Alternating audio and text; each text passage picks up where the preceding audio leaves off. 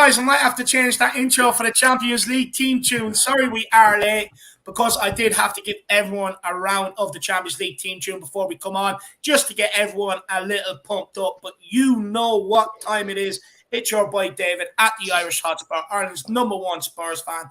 And today we bring you another Tottenham chat. Plenty to get through today. Hakim Ziyech offered to Tottenham. Should Tottenham take that opportunity? It was offered to them last week. Guys, get in the chat. Let us know your thoughts on that. Are Emerson and Højbjerg unfairly criticised at Tottenham Hotspur? We'll be talking all things Champions League, and I say that in capital letters because we know Arsenal are crying tonight, so I want to get that out there. And we'll also be talking on, can Tottenham persuade Antonio Conte to extend his contract at Tottenham? As you can see, we've got a big panel here tonight. We've got Jack, who will be doing the hosting job tonight, so it's not an easy one to do. We are, of course, joined by the Godfather, Philip Brady, of course, the one and only Kuva Sexy, and we've got Mr. Paul Osper all the way from down under. Some would say, and I mean this in the nicest way, guys, but the grey-haired gang are joining us tonight. The experienced men. We've drafted them all in to talk all hot topics to do with Tottenham Hotspur. Jacko, how are you keeping tonight, brother? We got a band of wise men, that we've assembled here, Dave. To get us through the Champions League, we're going to need experience, to get us through the Champions League, a bit of wisdom. So we've assembled the best panel for it. Doing well, Dave, fresh off Yaya Touré's, nice gift, to us, in that Champions League draw. Looking forward to, maybe talking some other business as well. But yeah, good to be here. No, it's going to be an epic show. The Godfather, how are you, my lad? I'm buzzing after that draw. We got really just what we wanted. And there is no reason why Spurs cannot make deep inroads into this Champions League this season. Absolutely none. No, it's been a favourable draw.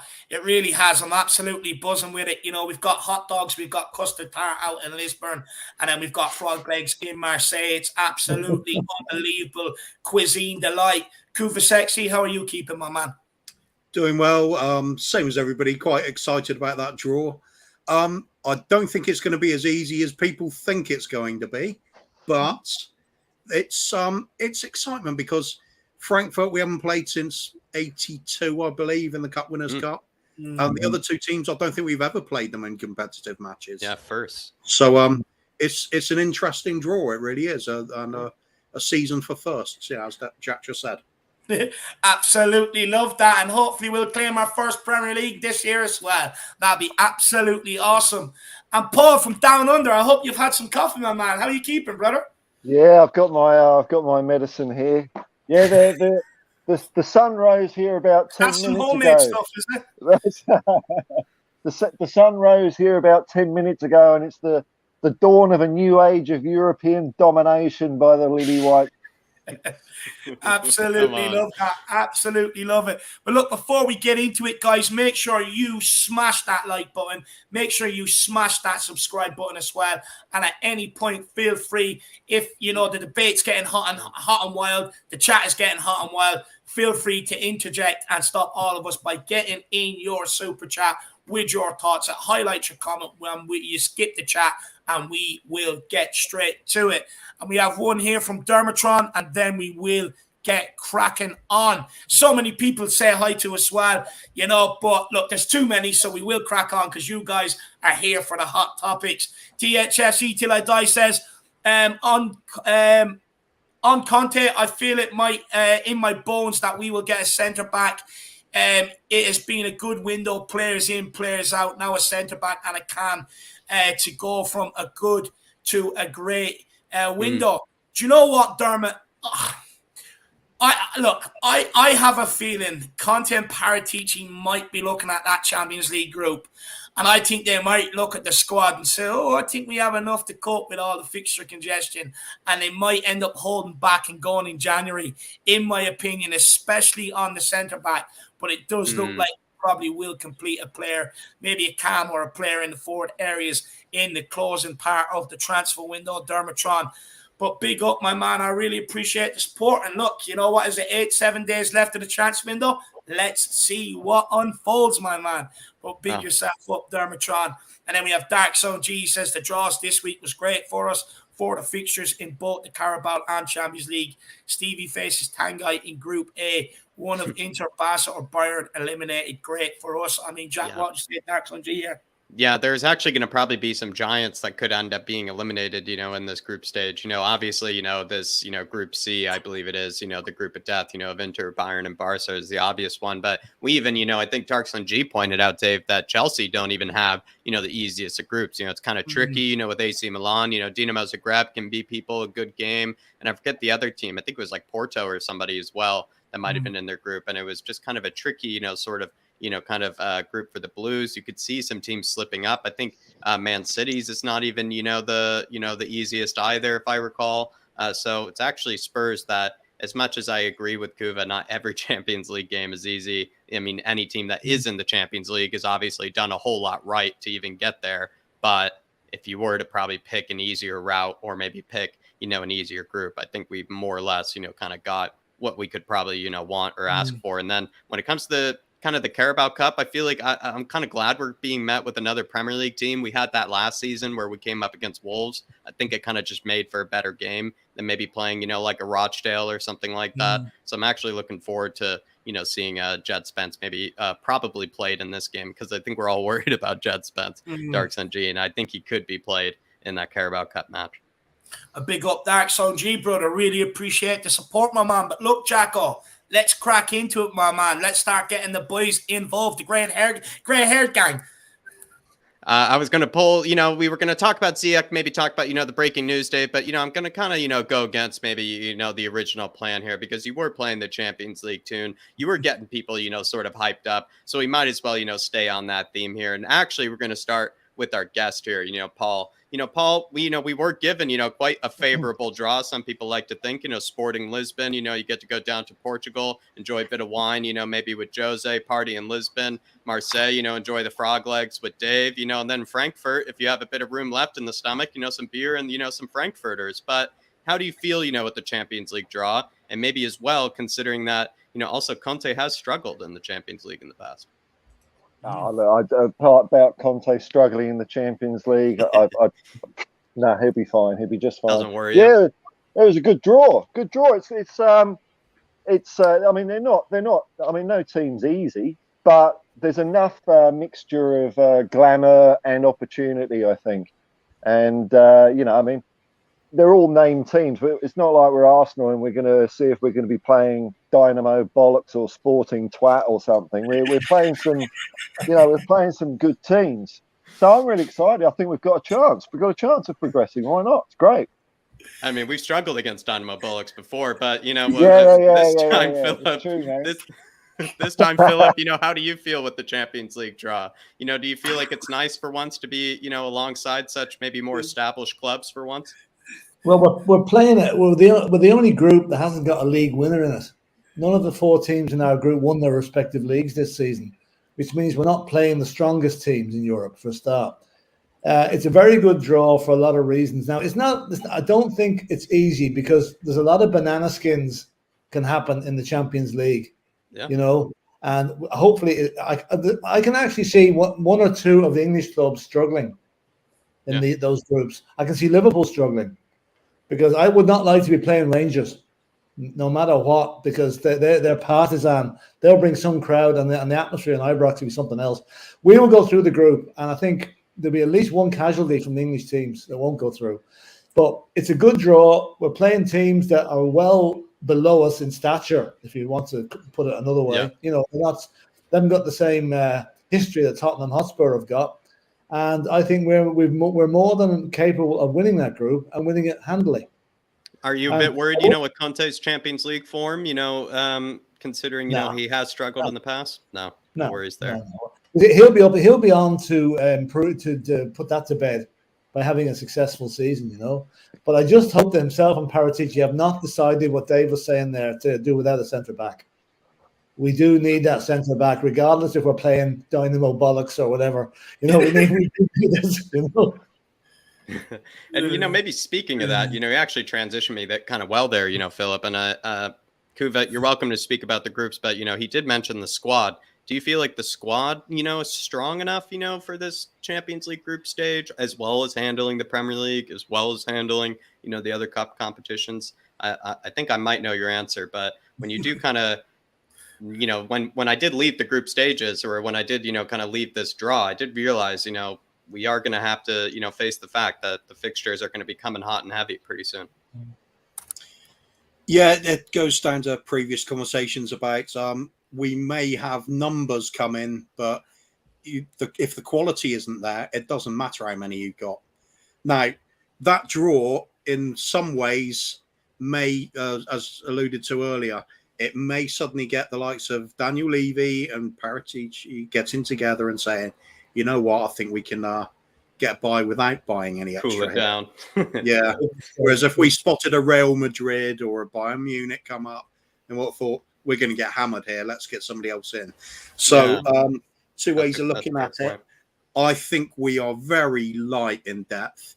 We still haven't addressed the right wing back slot. We still haven't addressed the centre back deficiency, because look what happens when Romero's out, and then look at the three that started at the weekend. If you're telling me that they're good enough for Champions League.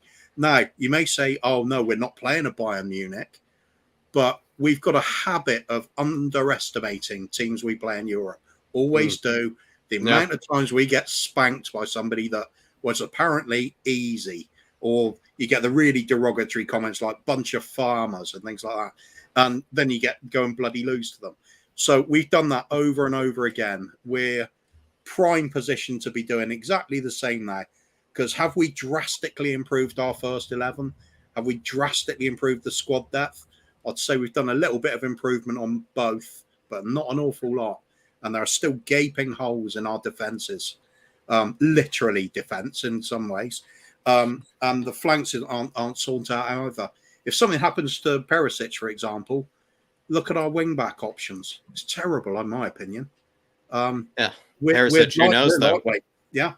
Perisic could be the saving grace, perhaps, even be, the one that leads us, to a similar, Champions League triumph, or at least Champions League road, like Harry Winks did in the past. Who knew that Harry Winks was going to turn it on, the Champions League? Maybe Perisic will be our man. I guess we're going to have to rely on miracles, in the case of Kuva's answer. But you know what, Jack? I believe in miracles. As that famous song goes, I believe in miracles. It'd be nice if we, prep the squad a bit better. I sound negative, but I'm still saying the quad's on. I don't think. I was going to say, it'd be nice if we prep the squad a bit better, so that we could only have maybe one miracle this season. Because Kuva, by the sounds of it, we're going to need 4 miracles. But it'd be nice if we just had one. And then the rest of them we actually earned. With the right squad and the right foundations. But yeah, Philip. Kuva, I was just thinking, if I was a Spurs fan for the first day today, listening to you now, I'd be saying, we're not going to get through this group. As we have. And I don't agree with that. We will get through that group. I'm a glass half full person. I think we've done okay this window, and we'll do better. But if I was listening to you for the first time, I'd be saying, good God, how did that crowd get into the Champions League? They're not too positive about going any further, because this isn't right and that isn't right. Let's give it a chance and see how they get on, Well, Philip, it sounds like then, sorry. I always get this glass half full bit, but for me, I want to be served the full glass for a change. He wants the full Branzino served in Lisbon. I think we cannot make a judgment. We can't make a call on that until 1 minute after midnight on the 1st of September, or whenever the transfer window ends. That's true. Then we make a call on it, Mm-hmm. And Dave, how do you feel like, maybe about the squad, going into the Champions League? Like Kuva said, you did allude to this earlier. Maybe Paratici and Levy might not think the squad, is worth updating as much for the time being. That's a big mistake if they do that. That's a huge mistake. I agree, Philip. What I think when I said that, look, the reason why I think that is I think they might just look at the squad and look at the Champions League draw. It's been favourable to us, if I'm being honest. You got Frankfurt, who are yet to win a game this season so far. You've got Sporting Lisbon, who we should be, beating with our B team, if I'm being quite honest with you. And then you've got Marseille. Okay, tricky enough. Liga runners-up last season. So that one will be tricky enough, especially away. But at home, I fancy us to beat anybody. Even with the defence we have, if I'm being quite honest. I think it's good enough to get through that. But should that stop us happening in the market? No. Do I think we have enough squad quality? Well, Jack, I'll measure it to 2019 when we got to the Champions League final. I'll ask Spurs fans, is our squad better now than the one that got to the 2019 final? And I'm talking about, the Spurs, like when Sissoko and Winks were in the middle. I think we've a better midfield now. Okay, backline, I think maybe we don't have a better backline than what we did then. And our forward line, I think, is probably better, if not on par with what we had in 2019. And I think we've got more squad depth than what we had in 2019. We have to remember, we're a team that topped the group with Real Madrid and Borussia Dortmund. We also qualified from a group with Barcelona and Inter Milan. That year we got to the final. Now, granted, there was a lot of luck involved, but I think we have the squad depth so far, if I'm being honest, to not maybe rely on as much luck as we did that time round. I do think we have squad depth. I do think, look, it would be nice that would be if we updated in January. Yeah. But for me, I think we have more than enough to see off this group, and I think we have better squad depth than what we did in 2019, and that's the one I measure it to. Do you not think Levy? Philip, yeah. I was going to say, Levy, if Levy's only going to look at the Champions League and say our squad's strong enough, he's making a big mistake. We also have the FA Cup, the Carabao Cup, and the league. We've got to factor in injuries. So I would certainly be a huge mistake for them to sit in their laurels now at this stage and not sign anybody else before the window is closed. Because it's not the Champions League we have to worry about, I also just want to add quickly about the Champions League group. When you look at it, right, and where the fixtures are placed for the Champions League, we have an away trip to the Etihad. We've also got an away North London derby in between it. We've also got, I think, a home fixture against Liverpool. I think home fixture against Leicester. So our Premier League fixtures are not kind to us. And I argue that our Premier League fixtures are tougher than our Champions League fixtures. And with the favourable group, it gives us an opportunity to maybe rotate a little bit in Europe. Not as much, but a little bit. Or else send out the right team, get the job done, and haul them off early. If we can get qualified after 4 games, the last 2 games we can more or less rest some players. So I do think it was important that we got the favourable group when you look where them fixtures are going to be played between some of our biggest games in the opening round of the Premier League. Plus, they're all relatively close to us. At least we're not travelling out to the back-ass bollocks of Europe playing part-time electricians who want to swipe the legs off our players and who are up for it. When we've seen times gone by in the Europa League that some of our players have not been up for it. They've been found wanting. And you have to understand, you're a big fish to them. They want to fry you. They want to dip you in batter and drop you in the fryer. So the fact that we're getting teams that maybe might fancy themselves against us, but I think, well, I'll fancy us against all of them. I think it's been a very, very favourable draw all around. I wonder if anybody comparison between the fixture. The FA will know exactly when the Champions League matches are going to be played. We need to do a comparison and see who Chelsea, Liverpool, and Man City have got before and after their games, and see who we've been shafted. That's conspiracy theory number 1 for the night. It felt like, we did something right, with having Yaya, opening up the ping pong balls. But Paul, we did have, a miracle before, sort of in the Champions League. Seems like you're the guy, with that beard, that could see a miracle coming. Do you feel it again this time? Or, are we going to need to kind of beef up the squad here? Well, I think our squad's in pretty good shape. I think it's better than it has been in the last couple of years. And, you look at other teams from England, Liverpool's always the one that gets me. People are, before the season, people always saying, oh, Liverpool and Man City are fantastic. When 3 out of the last 4 seasons, Liverpool have had injury problems. They've been crap for about a third of the season and then brilliant for 2/3 of the season. So I think if you match up Spurs against Liverpool, I think we've got decent squad depth. Yeah.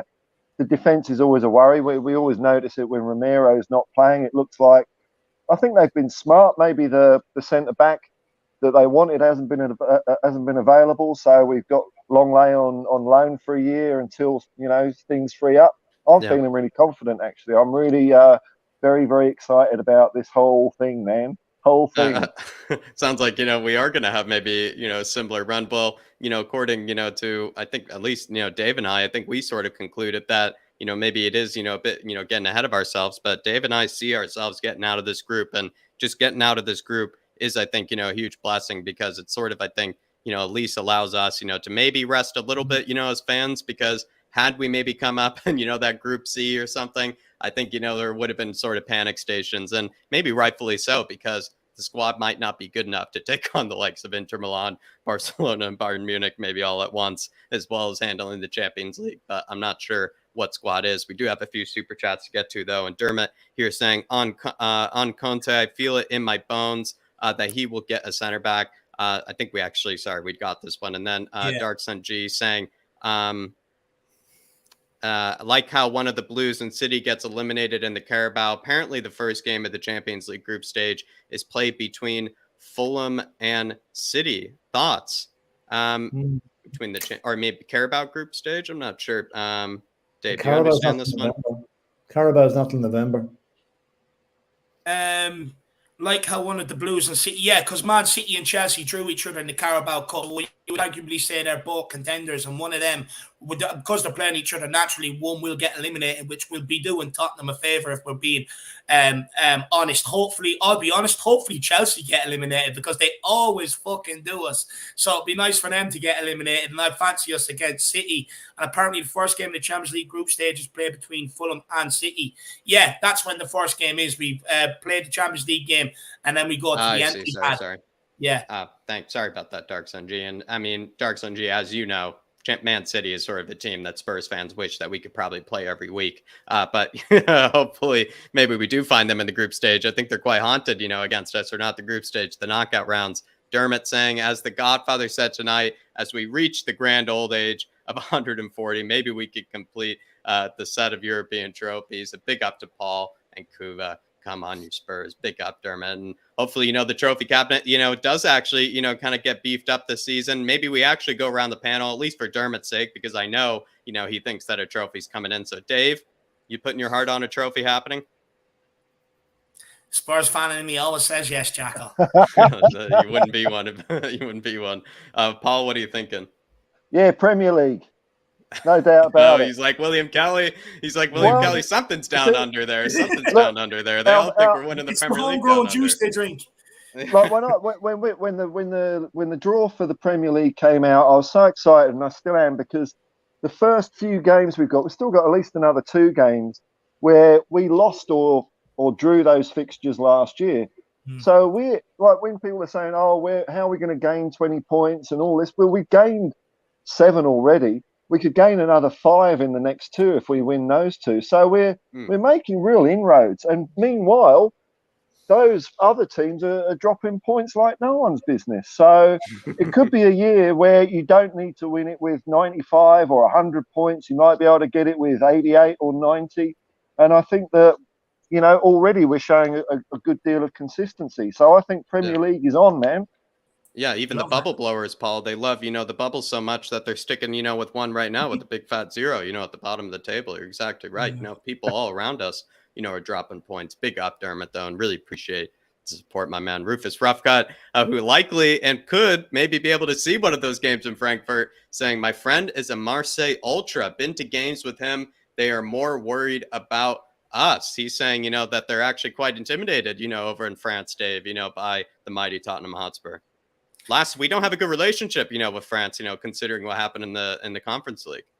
Look, I'm not sure the fans will be intimidated. I mean, they're ultras. I think they'll back themselves against anyone. They are a bit crazy, to be honest. But look, on the football pitch, I think we have better quality. I think we've got a better forward line than what they do. I think we've got a better midfield.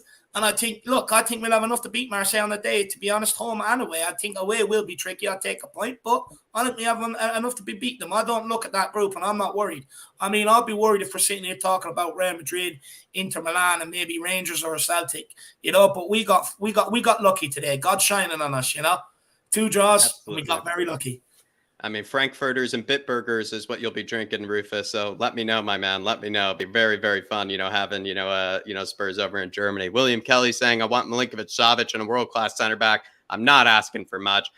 We did get, kind of teased with those Milinkovic-Savic rumors yet again, William Kelly. And I must say, I mean, it just seems like the most obvious thing you would ever go for. The guy has the power of having 2 itches in his name, which I just think is just an obvious buy. But the world-class center back, not really sure what world-class center backs, I guess, are available. It seems like they're all sticking with their club until next summer, William, and feels like maybe Spurs sort of missed the boat in that sort of situation. But I don't know, Dave, like Milinkovic-Savic, it feels like there is a chance he could still move, this transfer window, but I actually don't see it happening. Such a high-profile player like that as well. It'd be kind of crazy if he were to move in the last week of the window.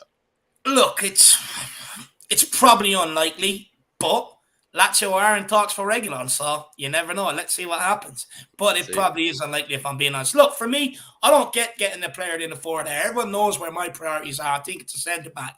I think it'll elevate us completely to a new level, a bit like what Van Dijk done for Liverpool. But if Tottenham think we need a midfielder or a player in the forward area, I mean, it'd be nice to have extra options there, so why not? But I don't think it's priority. And William Kelly, let me know what you guys are having, down under, because it seems like, every Spurs fan's thinking that, they're going to win the league, down under, which is interesting. It seems like, Dave, we need to take a visit, get that positivity train. Dark Sun G says, Blues are having 2 Champions League games, which are played between West Ham, and then in between that is a Fulham game, and then Liverpool again, and then 2 Champions League games there. And then Everton is between one of those Champions League games. So basically, he's saying that the Blues, I think, Dave, have an extremely difficult, Champions League schedule. And, like he maybe alluded to, I think earlier, in fact, they actually have a very tricky group. And who knows, maybe Chelsea are going to be one of those big dogs that also kind of bow out. Yeah, look, let Philip in here. Philip's nodding his head. Let Philip have this one, and we'll give the next one to Kuva then. Could you see Chelsea knocking out, maybe Philip? Could they slip up? Thomas Tuchel, he wins the Champions League, gets knocked out in the group stages? Well, let's see now. I've just got the groups up here. Milan, Chelsea, Salzburg, and Dynamo Zagreb. That's a tough one. Salzburg can be a very tricky team there. And Dynamo Zagreb, well, Croatians can play football. So if Tuchel keeps going the way he is, with his moronic attitude on the sideline and whinging and crying about everything, getting petitions against the referee, then personally, I would just love it if Chelsea failed in the group stage. Absolutely love it. We'll bring them back down to earth a wee bit. But I honestly think Liverpool are the team at most danger. Definitely. If they unless they really get their act together. I mean, they're. I mean, have anyone ever seen Liverpool play as badly as they did against Man United? They were absolutely brutal. But like they've got, as I said before, they have got Ajax. We know what Ajax are like. Napoli, tough. Rangers. Any team that goes to Ibrox and comes away with a point is doing well. Yeah. The fans alone are worth nearly a goal start to Rangers when they play a European match. So I think Liverpool, unless they get their act together, with no offense, they probably will. But if they don't, I think themselves and Chelsea could be in trouble. Man City and ourselves, I think we'll be okay. Still, you could even see a Dortmund, pop out, which is nice. It is actually, one of those, it's kind of similar to last year. I don't think as extreme as last year, but last year there were a lot of teams that, were kind of favorably matched with each other that, had an equal chance of getting out. And there were almost like 2 groups of deaths, if I recall, from last season. I would say it's somewhat similar actually this year. Haaland going back to Dortmund is going to be interesting. That'd be tasty. Just quickly on Liverpool, and then we'll give the next one to Kuva. And when I look at Liverpool, right, they had 9 first team or 9 senior players out injured there going to Old Trafford. And when you look at how quickly these fixtures are coming in with the Cup, with the Premier League, with the Champions League, Liverpool could be in a lot more trouble than what people think right now, especially if they pick up even more injuries. They could really, really suffer this season, especially the first part of the season. I think after World Cup, they'll probably claw some of it back, but they could be in big trouble this. They've been aging. I'll tell you one thing about Liverpool as well, and I really think Klopp has cracked.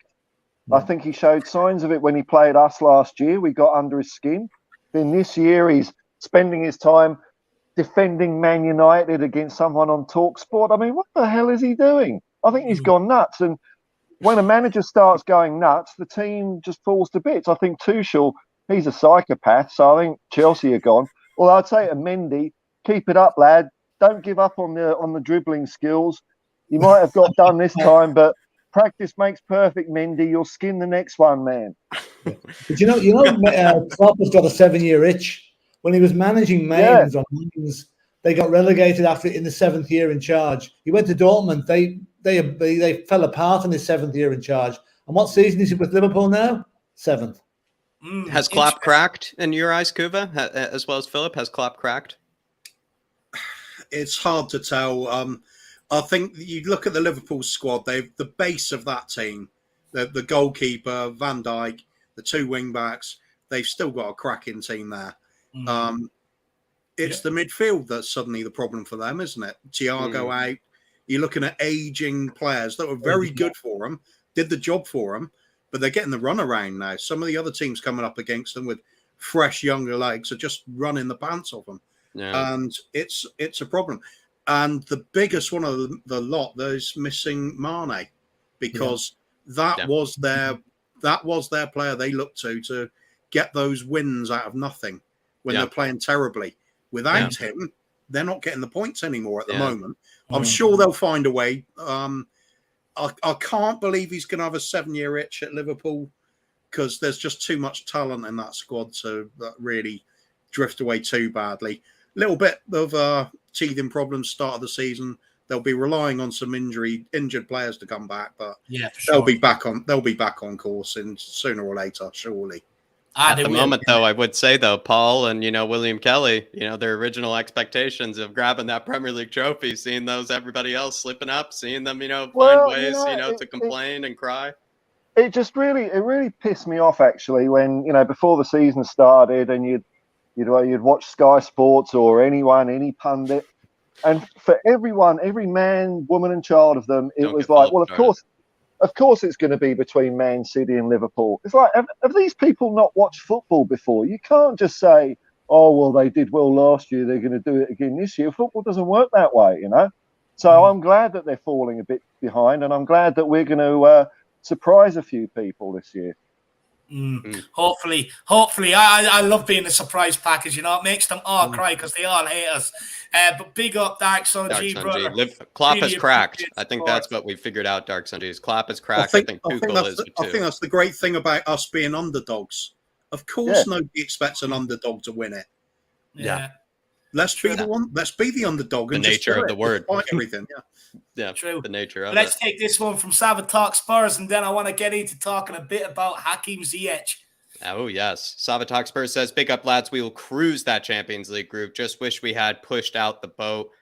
This was the year. Premier League, zero chance, zero emphasis on that. Love your shows. Big up, Sava. Had to get the emphasis on the zero there for your sake. But to be honest, the Champions League group has gone very favorably for us, Sava. And I kind of did agree with Kuva's point, or maybe whoever did make that point, that had we maybe been paired with the likes of a Bayern Munich, and a PSG, maybe some panic buys might have been happening, right away, for Spurs. But with it going so favorably, you could see, kind of us, sort of taking it a bit easy, maybe already kind of, relaxing a bit, which is a slight worry. But having, the likes of, having the likes of Paul and Philip, alongside me, do give me the confidence that we're smacking the group. We're taking more than one trophy this season. Sava. Just deluded, mate. Just deluded.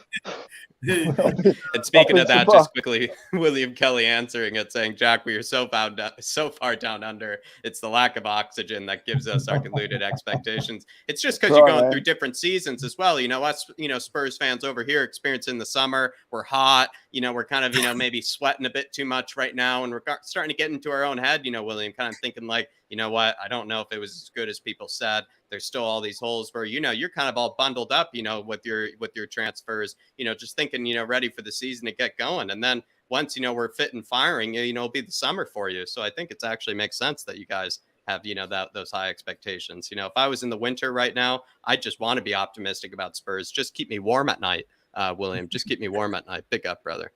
Big up. We're going to get into it and talk about kind of the bit of that breaking news there, where it is actually been reported by Gary Jacobs that Hakim Ziyech has been offered to Spurs by Chelsea. It's not really any concrete, news or anything saying Spurs are really interested or Spurs are actually, taking him. But anybody, maybe Kuva, will start with you. Do you feel like he is the creative midfielder that Spurs need, or, should Spurs maybe look elsewhere? What are your thoughts on Ziyech? Well, he's a good player. I mean, it'd add to the squad, certainly. But is that what we're screaming out for at the moment? Is he the one that takes us to the next level? Can we drop Kulusevski for him? Kane, Son? Don't think so. It's just another squad player, really, isn't it? Do you feel like we need maybe a squad player of his caliber, maybe a squad player of his ability? Well, obviously it helps, yeah. But we should be aiming to improve the first team, surely. If our first team isn't up to scratch, we're not winning anything. So for me, the money would be better spent elsewhere. Plus, how much are they going to ask? I think they're asking like Ajax something like 40 million euro, something like that. If it's to us, it will go up to 60 million.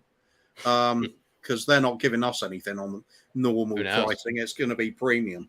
Who knows? They paid plenty for Bergfine. Maybe Ajax, are weirdly, splashing the cash, these days. But, I do agree with you. Maybe the price is, especially around that. I just don't see any rumors in us going for Ziyech. I agree with you there.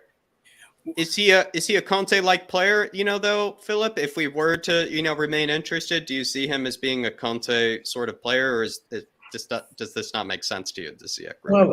Well, I would like to see Ziyech coming. I don't know. I think he has a reputation for being a bit of a party animal. And after Dele Alli's scenario, it's whether Conte wants to take a risk on another player like that. He's 29 years of age. I remember he came to notice, I think, by all of us in the semi-final against Ajax 3 years ago, when he was particularly good in both legs. So, yeah, I think he would be a good buy, but I get the feeling he won't be coming to us because of the reasons I've given you. I don't think Conte will actually, if he was offered to us by Chelsea last week, I think he'd be a Spurs player now. For that reason, I don't think he's coming to us. No, I don't know what the alternative is, if there is one. To be honest, I feel like Dan James. Maybe I'd take anything. Maybe instead of that, probably actually just wouldn't take anybody. In that case. But with Ziyech, for me, I feel like he does have a really excellent left foot. He is capable of like hitting an absolute screamer. At the same time, though, he hasn't really adjusted to the Premier League. I think like in the way that people probably wanted him to or expected him to. I feel like he had good games for Chelsea. He's almost kind of similar, I think, to Havertz, where I feel like he's had good games, that sort of helped them in big moments, but at the same time has also kind of gone quiet, has gone missing, in plenty of performances as well. And he doesn't really come, off to me as sort of a Conte-like player, doesn't really have that, sort of physicality. It's definitely, an extremely technical, sort of player. I actually more likely see him, maybe going to the Lego Man's team, if anybody. He seems to like maybe, players like that. And I do rate Ziyech, but it doesn't really seem to be, for me at least, a player that Conte, would go for. So that's kind of, the nature of the question. But do you know what it is for me, Jack? I just think we're too inconsistent. Ziyech is too inconsistent. Adrian Schrock hit the nail on the head when he said that. We are just far too inconsistent. He's more of a purple patch player. And for me, like Kuva said, I'm not sure you can drop him for Kane, for Son, or Kulu. But look, at the end of the day, he would be another option. I think if you can get him right, I think he's got a wand of a foot on him. When he was playing very well at Ajax. Now, I know that's the Dutch league. Maybe he hasn't acclimatized the Premier League like we all want. But I agree with what Philip says as well. I'm not sure he's a Conte sort of player, if I'm being honest. I'm not sure Conte would tolerate him in and around the dressing room if the rumors are true that he is a bit of a party animal. So, and also, if we were offered him last week, you'd like to think we would get it done early rather than, leave it maybe to last minute and try and do it on deadline and let other clubs come and swoop in for him if we are interested.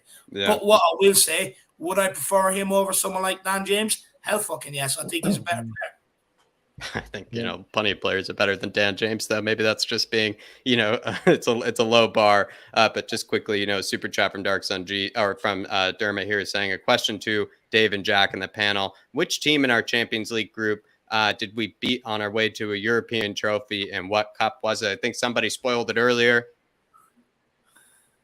Anybody want to take it? Takers? Did we beat any of them? Wasn't it Frankfurt, the team that's in our group? I don't think we've ever played them. That was in the Cup Winners' Cup. We didn't win that year. Oh, I thought that's what he was referring to. Maybe I read this wrong. We didn't beat them in the Cup Winners' Cup, and we didn't beat them in 84 either, unless we beat them in 71. Or in the 72, 60s. sorry. No, did we play Sporting Lisbon in the 60s? No. Don't think so. No. I didn't think we've ever played them, have we? No, I don't think so. No, I don't think we've ever played I think the answer is none of them. Whoa. The librarian, he's got to check his books. The Dermot, the librarian, Dermatron's got to check, the code, see what it says. Let me know, Dermot. Appreciate it, though, my man. Dermot, maybe you phrased the question wrong. Have another look at it, my brother. Big yourself up. Then Darksun G, though, just explaining it, and I do appreciate you saying, I wrote for the fixtures for the 4 Premier League teams fixtures. You're saying Blues, they play West Ham, then they have a Champions League game, then they play Fulham, then they have a Champions League game again for Chelsea, and then Liverpool. So, I mean, they actually have an absolute especially with how good Fulham has been recently, you know, with Big Mitrovic up top, who I will say, Dark Sun G, Dave sort of predicted, you know, might have a breakout season. I think Mitrovic could cause them some problems, but that is a tough fixture schedule. And then in Liverpool's case, it's Everton, then a Champions League game, Wolves, then a Champions League game, Blues, then us. In Liverpool's case, maybe, I don't even know if that's even any easier. I would say probably Chelsea's is maybe the hardest, just considering they have a tougher group. And then, you know, for us, it's actually Fulham, Champions League, and then Man City, Champions League, Foxes, Champions League, or City, and then, yeah, so I get a little bit kind of dyslexic. We've got Liverpool in there as well. We've got Liverpool in there as well. And a North London derby thrown in there as well. We have that before the second group fixture. Look, I'd argue we have the hardest ones, the Premier League fixtures, and then, you know, if we get away European trips in some of them as well, I'd argue we have the hardest ones, if I'm being honest. Although I think we still will walk the group, I'd still argue our fixtures are harder. Even away in North London derby, if we're away in Europe before that, that'll definitely affect us. You're away at the Empty-Hat, if we're away before that, that'll affect us. So for me, I would say we've got the hardest, if I'm being honest. I feel like I feel like our Premier League fixtures aren't even too difficult. I must say, I feel like Fulham and the Foxes won't really be too tough a test. You know, that, I mean, we should be able to take them on, especially Leicester. I mean, Leicester at this rate, you know, look like they're going, you know, to the bottom of the table. Man City, again, Dave, I'll reiterate it, wish we could play them every week. So I would say actually ours aren't as bad as you think. I would actually disagree there. And Dark Sun G, I would actually say Chelsea's looks to be the toughest, because I think Fulham would probably give them trouble more than probably Fulham would give us trouble, if you ask me. I feel like we actually would be able to handle Fulham maybe a bit better than Chelsea would. Interesting. But Dark Sun G, let us know who you think has the hardest fixtures, my man. Big yourself up, brother. Really appreciate support. But do let us know. Put it in the chat, my man. Big up, Dark Sun G. Big up, Chelsea better make sure they book all their flights in advance now, because you know that they play a bit shit when they got to catch the bus. From Klopp complaining about the grass to Tuchel complaining about, you know, taking the bus. You know, it's really getting over the top these days, Paul. Poor little princesses. Paul G saying it's the Tottenham boys making all that noise. Come on, you Spurs. Big up, Paul G. Do really appreciate it, my big man. And then Donovan Osterreicher saying if we're buying from the Blues, would rather Pulisic, if anybody. I've kind of fell out of love with Pulisic. I've sort of, I don't know. I feel like that Brendan Aronson, of course, we can't get him. You know, he just moved there. But I don't know. Pulisic, you know, he said, you know, some mean words, you know, to our man, you know, Ian Ferguson about a city of Cincinnati. I didn't really like that. I do like Ian Ferguson. So Pulisic, I would say he's not on my best, you know, terms right now. Donovan, I would say, you know, he's not my favorite American, you know, player. He's one of those players that's never really quite delivered to the promise he showed, has he? He's never lived up to the tag, I don't think. Yeah, he's not on my good books. You know, is all I would say. Especially, you know, disrespecting Cincinnati. Can't disrespect Cincinnati, our boy. I think there's been a change of mindset in Chelsea, though. They will actually sell to us now, because the new owner apparently was trying to buy Spurs a while back, and there's no animosity to Spurs. Mind you, that will come. Give them 6 months at Chelsea, it'll hate us. But the time might be now to buy players from them if there's any that we want. For sure. Well, if those are the caliber of players they're trying to sell us, they're not going to care, are they? No. I just want to take this from Luke that rumor as well. The Irish Hotspur, I have a quick question. In the Champions League, is the round of 16 a separate draw, or does group position determine who you have, i.e. winners of Group C get runners up of Group D? Philip Kuva, do you know? It's a separate draw. Separate draw. Well, there you are, Luke. Separate draw, my man. I think don't they work in such a way though that the winners of the group always play runners up in another group? Yeah. That is the way.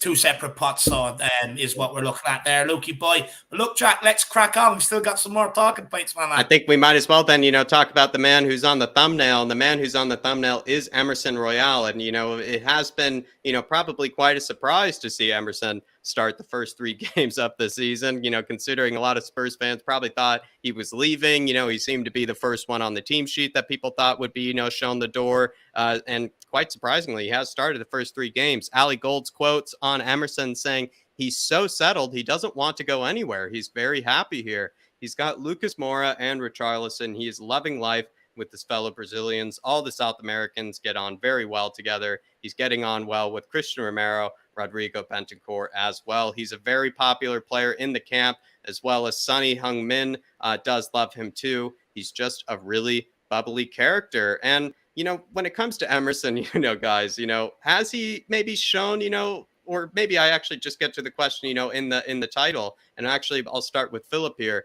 Is Emerson, the new favorite for Antonio Conte? Because last season it seemed like Doherty was often, considered as the favorite of Antonio Conte. Has Emerson, won his favor? Well, it looks that way. The fact that he's selecting him for every match. I mean, okay, Emerson is probably only as good as his next mistake, which we all know is coming. But is it serious enough for Conte to change him out of the team and bring in Doherty?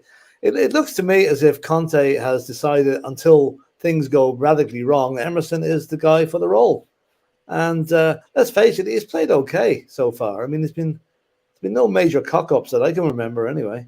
Has he shown sign of improvement already kind of for you since last season? So, yeah. Well, so, I mean, that he might be setting a fairly low bar there compared to what we were saying about him last season, But there is improvement, certainly. And I take what you're saying. I believe he is a very popular player around the club and doesn't want to go anywhere. So, if he's prepared to knuckle down and get on with it, what he's done now, during the summer, we all felt he was going to be the first one out the door. And now it doesn't look like he's going at all. Like he's the number one choice. So, fair to him. I think it's actually quite a surprise, Paul. It seemed like he was sort of the player that we all kind of anticipated might have been shown the door, this summer, because he wasn't really too, flattering on the eye. But do you feel like he's Conte's new favorite? Well, he started improving last year, didn't he? So, we're in all sorts of trouble. Then Doherty started playing well, and then he got injured.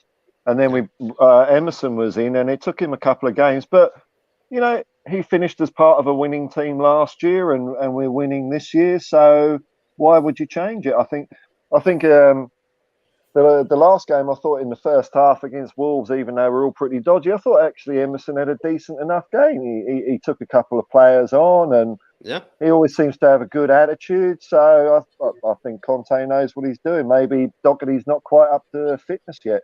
I'd like to see Spence at some stage, but these things take time. When the team's won and it got to Champions League, I think Conte's done it exactly right by, even all the new signings, not just chucking them in there and disrupting everything and maybe pissing off the first team players, because that would be a bit unfair. I think Conte's he's got a good man management head about him. So whatever he's doing is working. Do you feel like, what do you think Emerson has done maybe to win Conte's favor, this time? I think he's putting effort in. I think Conte is one of those managers, like, you can make mistakes, but you can't run at 90%. And I think Emerson's done enough. Even though he's been a bit sloppy here and there, he has put a lot of effort in. And I think you'd rather have a player with. It's almost like he has a soft spot for him, Conte, maybe. Yeah. Well, it's good attitude, isn't it? Never give up, because then miracles can happen. So. I like him. I like seeing him run around the pitch. I'm not saying he's the best footballer or anything, but I'm quite happy to see him there in a Spurs shirt. Yeah, I feel the same way. In fact, I'm kind of in King Hoddle stage. I'm in the Team Save Emerson camp. But sort of comment there.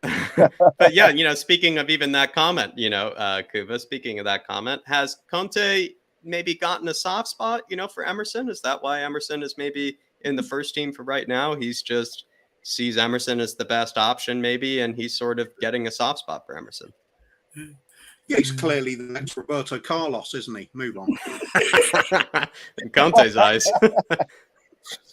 No, look, Emerson's qualities are he's physical. He's a good athlete. He's strong. He gets stuck in. He's prepared to put his head in where it hurts. He seems to listen to what's being shouted at him, and he probably do have to shout at him to make him understand at point blank. But he falls into the same category as the likes of Davinson Sanchez, and that is, it might be all right chasing around for the ball. Oh, Sissoko was another one. It might be all right chasing around for the ball and doing all the donkey work and everything. But when you got the ball at your feet, you need to be able to use it properly, and he cannot do that. He's a shit footballer. I'll have you know, there's a very classy up top. There's a very classy donkey up top for Fulham right now by the name of Mitrovic. He's doing wonderful work, but I do see, the point. Wheels will fall off that one as well. Let me pose a different question. But just quickly, I want to pose just a different question. Yeah. Have you seen signs of improvement though? In Emerson, have there been parts of his game that you've seen this season that maybe he wouldn't have done last season? I just want to caveat my question off the back Sure. of that because it also kind of fits along the lines of what I have in my brain. Sorry, Jack, I know I'm going rogue here. But Kuva, is he an upgrade on Doherty and Aurier and people that we've had maybe over the last couple of years as well? No, they're all crap. He's right.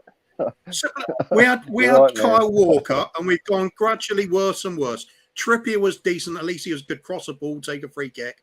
He had the attacking attributes. Since then, it's like we've given up. It's like the position doesn't exist anymore. We're just it's the curse, absolute the rubbish. curse transfer position. And the fact it doesn't matter how nice a bloke is. He can be very popular with a squad. He can be very popular with the fans. But if he is not good enough to play that role, then he's bad for the team. Now we're looking at somebody that's supposed to be playing a wing back role, not a right back role. So that excuse of, he's a right back, he was bought for that reason. Was he bought for that reason? We had Nuno at the time, didn't we? He used to play wing backs at Wolves. That's why Doherty played wing back at Wolves. Emerson Royal is just a poor footballer. Great athlete, poor footballer. I think he could do... he could probably do well. No, actually, he's not going to do well anywhere. I mean, if you're going to play the old-fashioned flat back four, even that he's poor at. I mean, back in the days with the likes of Man United when they had Beckham on the wing, Gary Neville playing right back. He was a right back, but he still got forward. He could still cross a ball. It's basics of the game. If you get to the age of 23 and you can't cross a football, then you are a poor footballer or you're a goalkeeper. If there's no other way around it. Well, central defender, you could argue, but most of them can manage it as well. Tell me how you really feel on Emerson. We're trying to build out from the back. We're trying to play out from the back, and we've got some absolute shocking footballers doing that at the moment. Romero, definitely class. That's the one shining light we got there. Perisic now as a wing back, 2 checks there. Davis has been doing okay for Davis. He's limited, but I think he's good enough for a squad player. He can still get skinned easily by people. Still a bit suspect in the air as well. But he did okay. He's your sort of 6 out of 10. He won't let you down sort of player. Emerson, on the other hand, his peak is only ever going to be a 6. He simply cannot do the role. He's supposed to be getting forward and getting crosses in. It's an integral part of that role. Wish people had the same passion when it came to Winks. Wish people had the same passion when it came to Winks. But, we always had 1,000 excuses for him, it seemed like. But what do you feel like, Philip? Yeah, sorry. Yeah, Philip. Well, did you say Romero was 6 out of 10? No. Emerson can only get to 6 out of 10. Romero, 6 out of 10 is having a bad game. Yeah, I know. Sorry, I must have misheard that. Because I said, Romero's only 6 out of 10, and we might as well give up. Oh, no, he's quality. He's oozes class.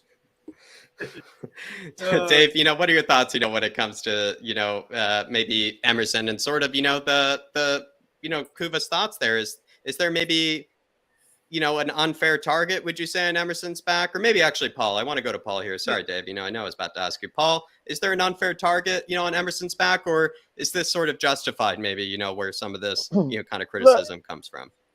He's definitely, I think, one of the weaker players, but you can't have a team full of Glenn Hoddles. So you're going to have some players that are not quite as good as other players. The question is, are they bad enough that they bring the whole team down?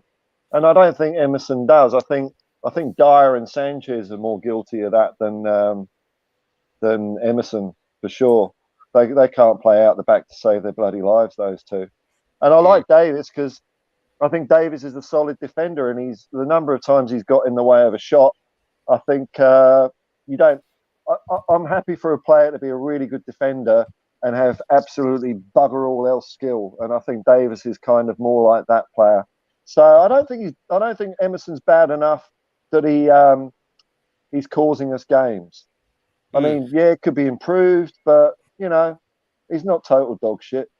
I'll be very, very quick on this because everyone heard my thoughts on the podcast the other morning. But for me, look, I think we all want to get back to the Kyle Walker stage, but he's better than Sergio Aurier was, who cost us defensively. Look, at right wing back, I know we look for creativity, but they also have to defend. And for me, I think he's more consistent than what someone like Matt Doherty is. So for me, I think he'll do for this season. Would I look to go in the market and maybe upgrade on that next season and get in a world-class right wing back if it became available, someone like a Hakimi or something like that? Of course, I would love to. But even if we do, I still think Emerson will be kept around. Look, at the end of the day, against all the defensive teams, or not the defensive teams, the bigger teams, he plays and he does a good job. He doesn't really cost us in them games. So for me, I'm happy for him to stick around this season, and let's hopefully we see a lot more improvement on the guy. I think we also hope that, Jed Spence actually, finds a way to break into this team just so we can, see something different. I think all Spurs fans are, crying out for something different. I could tell Kuva is, he was just asking for me to set him free by the looks of it. Dark Sun G saying Blues and Liverpool are similar for banana slip sort of teams, and Blues have had no forwards and can't score and have a very weak bench as well. Liverpool has no Konate and Thiago for a while. I just want to quickly say it is kind of interesting with Liverpool with having no Thiago. It's like he's always been injury prone. So if that midfield has relied on him being available, you do see them sort of having trouble this season because he is going to consistently pick up injuries. And it's sort of been the same thing with Konate. Despite being very young, he's always had injury troubles, if I can recall, even at Leipzig. So some of their more important players are injury prone over at Liverpool. And then when it comes to the Blues, Thomas Tuchel isn't really finding a way to get any tune out of any forward. He used to be able, over at PSG to get those, forwards to click, but somehow it just doesn't seem to be working for him. Even Raheem Sterling is now starting to, kind of come up dry, over there. Dark Side, you have a good point. He fancies himself with Aubameyang. It looks like he'll probably end up there, and he had him at Dortmund as well. Look, he might come in. It's a bit of a graveyard with Tuchel, though, and forwards, though. It's a bit of a graveyard. No, it is. I agree. Yeah. I agree. But look, Aubameyang might come in, score a couple in his first few games, but ultimately he's going to end up paying the same fate he did at Arsenal, in my opinion. Yeah, there you are, Dark Sun G. I think they're both, going to be, finding some banana slips. And Liverpool, like I said, maybe those injuries. And then with Chelsea, just seems like Tuchel can't get a tune out of any forward. To Bottom Duda saying, I don't think Emerson is Conte's favorite. He just doesn't have other options. Like David says, Conte is playing 5D chess. The moment we have a good alternative, Royal goes to Sampdoria. Sorry, Kay.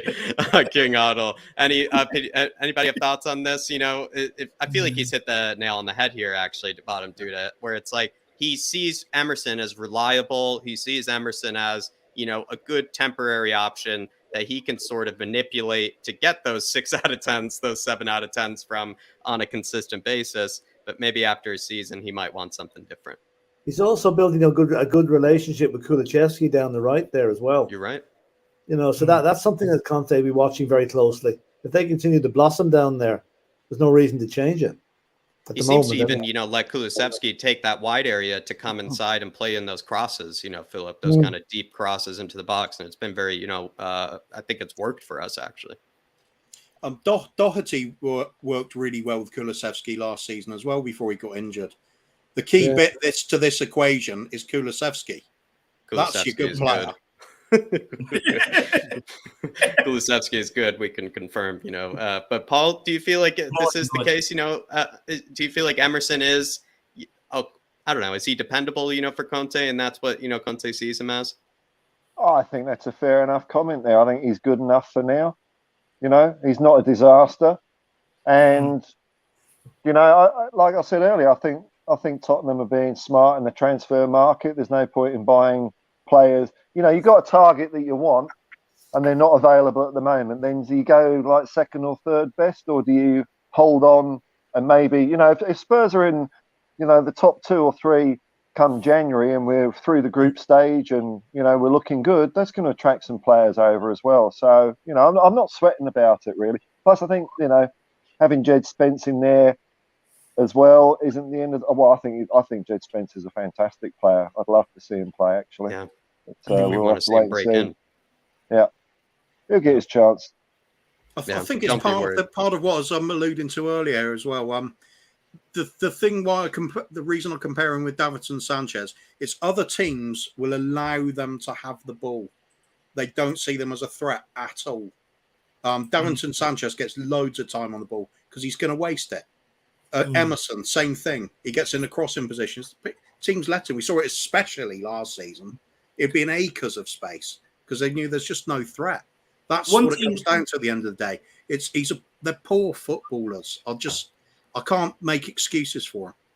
One thing I will back Kuvo up on is, and we've seen it against Chelsea, and on this occasion, Emerson actually put in a delightful cross, but Kane didn't burst these bollocks or burst his gut to get in there because he didn't think that ball was going to come, especially into an area where it ended up being put into. So I will back Kuvo up on that. But what I will also maybe counter it with is, when you look at the last few games, it does look like maybe Conte is starting to solve a problem with that. And I know that doesn't maybe put Emerson in a great light, but it does kind of replicate how good or show how good Conte is. Because if you look at it, Emerson is the overlapper. But even when he gets the ball, Kulusevski is sitting there waiting there for it to be pulled back so he can cross it with his left foot or cut in and have a shot with his left foot. So I do think we are maybe finding some solutions to that problem. But like I said, hopefully he can work on his crosses, and hopefully then Harry Kane will take that gamble and get in the box. And then, according to Bottom Duda, after he does all that, he'll make, a nice little trip over to Sampdoria, finish out the career, pick up he very well could be shipped on next season or in a couple of seasons. He very well could be. But right now, I think he's here to stay. I do. And I appreciate you, Bottom Duda, as well, for hearing Dave's argument from the podcast, as well. Appreciate that, man. Absolutely. My man. Big up, the Bottom Duda. Dermot, just quickly, you didn't have to do that, my man. We would have redeemed you in the chat if you put it in, but I appreciate it, brother. But you really didn't have to put it back in the super chat, my man. I thought I was right. Yeah, we played Eintracht Frankfurt in the Cup Winners' Cup. And, 1982, first leg, we won 2-0. Hazard, Miller, and the second leg, we lost 2-1 with Hoddle. Got our only goal when we lost to Barcelona in the semifinal. No, I told you he's the librarian. Dermatron. Dermot's still wrong. The problem there was, he said it was a trophy. We won a trophy. We didn't win, so that put me off on the answer. Regardless, he's clapping back that year. Big up, Dermot. Appreciate you, my man. Back to the library, mate. Back to the library. Yeah, he's got to hit the books harder. Big up, Dermot. Appreciate. But I do commend you, though, Dermot. I do commend you for clapping back, my man. I do love that. So big up, Dermot Tran. That's rad person. My favorite channel. Tuchel gets sacked this season. Big shout out, Paz, and appreciate your love. I have him down. I'm in a Pulse prediction thing here for years, and I have him as the first manager to get sacked this season. Yep, I reckon you're right. I mean, it's a bad sign when he's complaining about people not looking him in the eye. You could be right, Philip, and he's also now complaining, about riding the bus. He seems a bit rattled over there. Tuchel does. Yeah, I think he knows the Chelsea ship is sinking. How many trophies did Chelsea win before Abramovich? It's fuck all basically. I think it's 4, maybe 6 when we won 20. And so even though in 2003. Sorry? Philippa says they were born in 2003. Oh, yeah. I'm talking to Chelsea fans, and I asked them, what do you think? You had a great side back in the 60s with a guy called Peter Osgood. I didn't even know who Peter Osgood was. And like the new owner, people are saying, he's going to splash the cash. The fact is, he's not going to give Chelsea 3 billion quid like Roman did. That's a big amount of money difference that they ain't got. And I think that Tuchel, I think he showed he's throwing at the edges the way he tried to take a pop at Mr. Conte there, and Conte weren't having it. The owner doesn't even give him private flights, Paul. So clearly there is going to be issues there. Tuchel, he's not well. Like the manager is the most important position in the whole club. I don't care what players you've got. You've got to have the right manager. You've got to have a person that's down the line, strong character.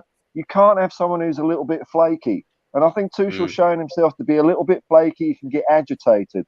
I think Pep keeps his head. Antonio Conte keeps his head.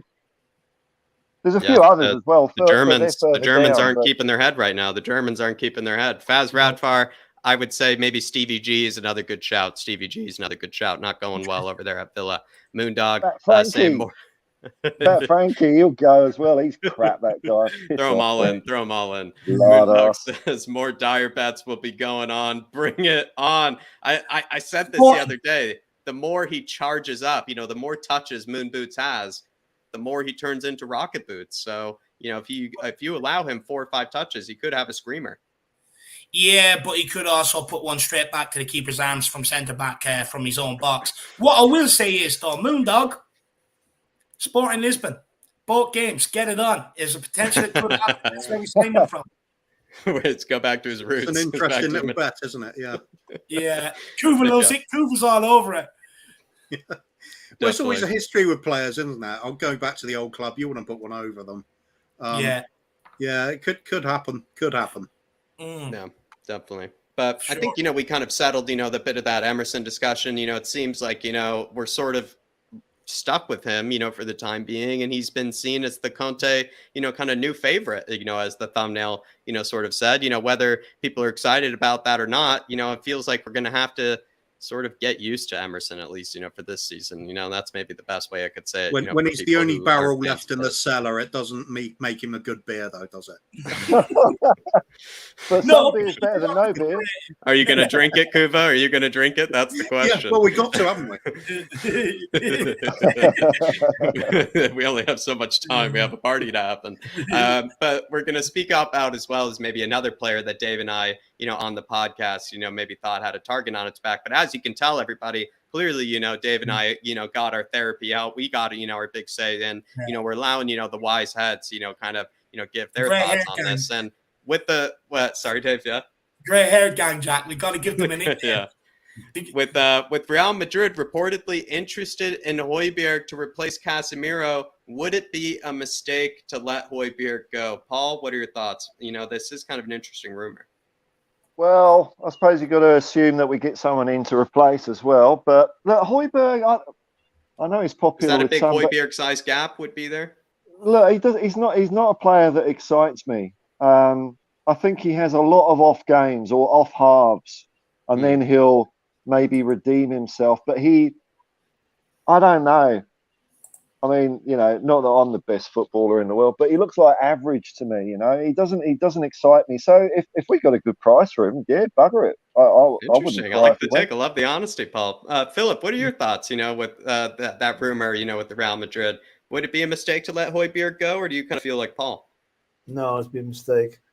Højbjerg mightn't be everybody's cup of tea. In fact, he's probably the most divisive player we have in the club, apart from maybe Royal and Winks. But I mean, he does an awful lot of unseen work. He does a lot of the donkey work that doesn't get highlighted on TV. Clearing up messes, getting over, getting tackles in, getting interceptions in. I think he's a very, very important member of our squad. And if he was to go, there is no way in high heaven we'll replace him with a similar quality or better quality by the end of the transfer window. So huge mistake to let him go if we do. Yeah, and I feel like Højbjerg, as much as maybe it just feels like it'd be a really tough one to replace. I don't know too many ball-winning midfielders that right away you have that sort of Premier League experience as well as that sort of leadership, because most of the rest of the midfielders in our team are quite new. In the case of Skip, Basuma, Bentancur, I think they're fully capable of probably outplaying, maybe outplacing, Højbjerg. At the same time, they are sort of new to the squad, and there would be that sort of leadership role, I think, gone, or missing, in the team. But as well, though, if Højbjerg is as bad as some people say, and Paul, did use the word average. Paul, if he's really as average, would he be linked with Real Madrid? Do you feel like if he was average? I don't know, man. There's so many stories that come out in the press during this silly season. It's, Leonardo da Vinci's being signed by Preston North End, and it's just all speculation. And you've got all these players with their agents just concocting a load of old crap just to get a bit of buzz and hype and getting their player to go fucking viral or whatever. I don't know, man. Yeah. But I don't know. Look, I don't think he's a bad player. I think he's just average. I'd be happy if he stays. I wouldn't miss it if he goes and have for a good price. But yeah, Real Madrid's a funny one, isn't it? I don't know.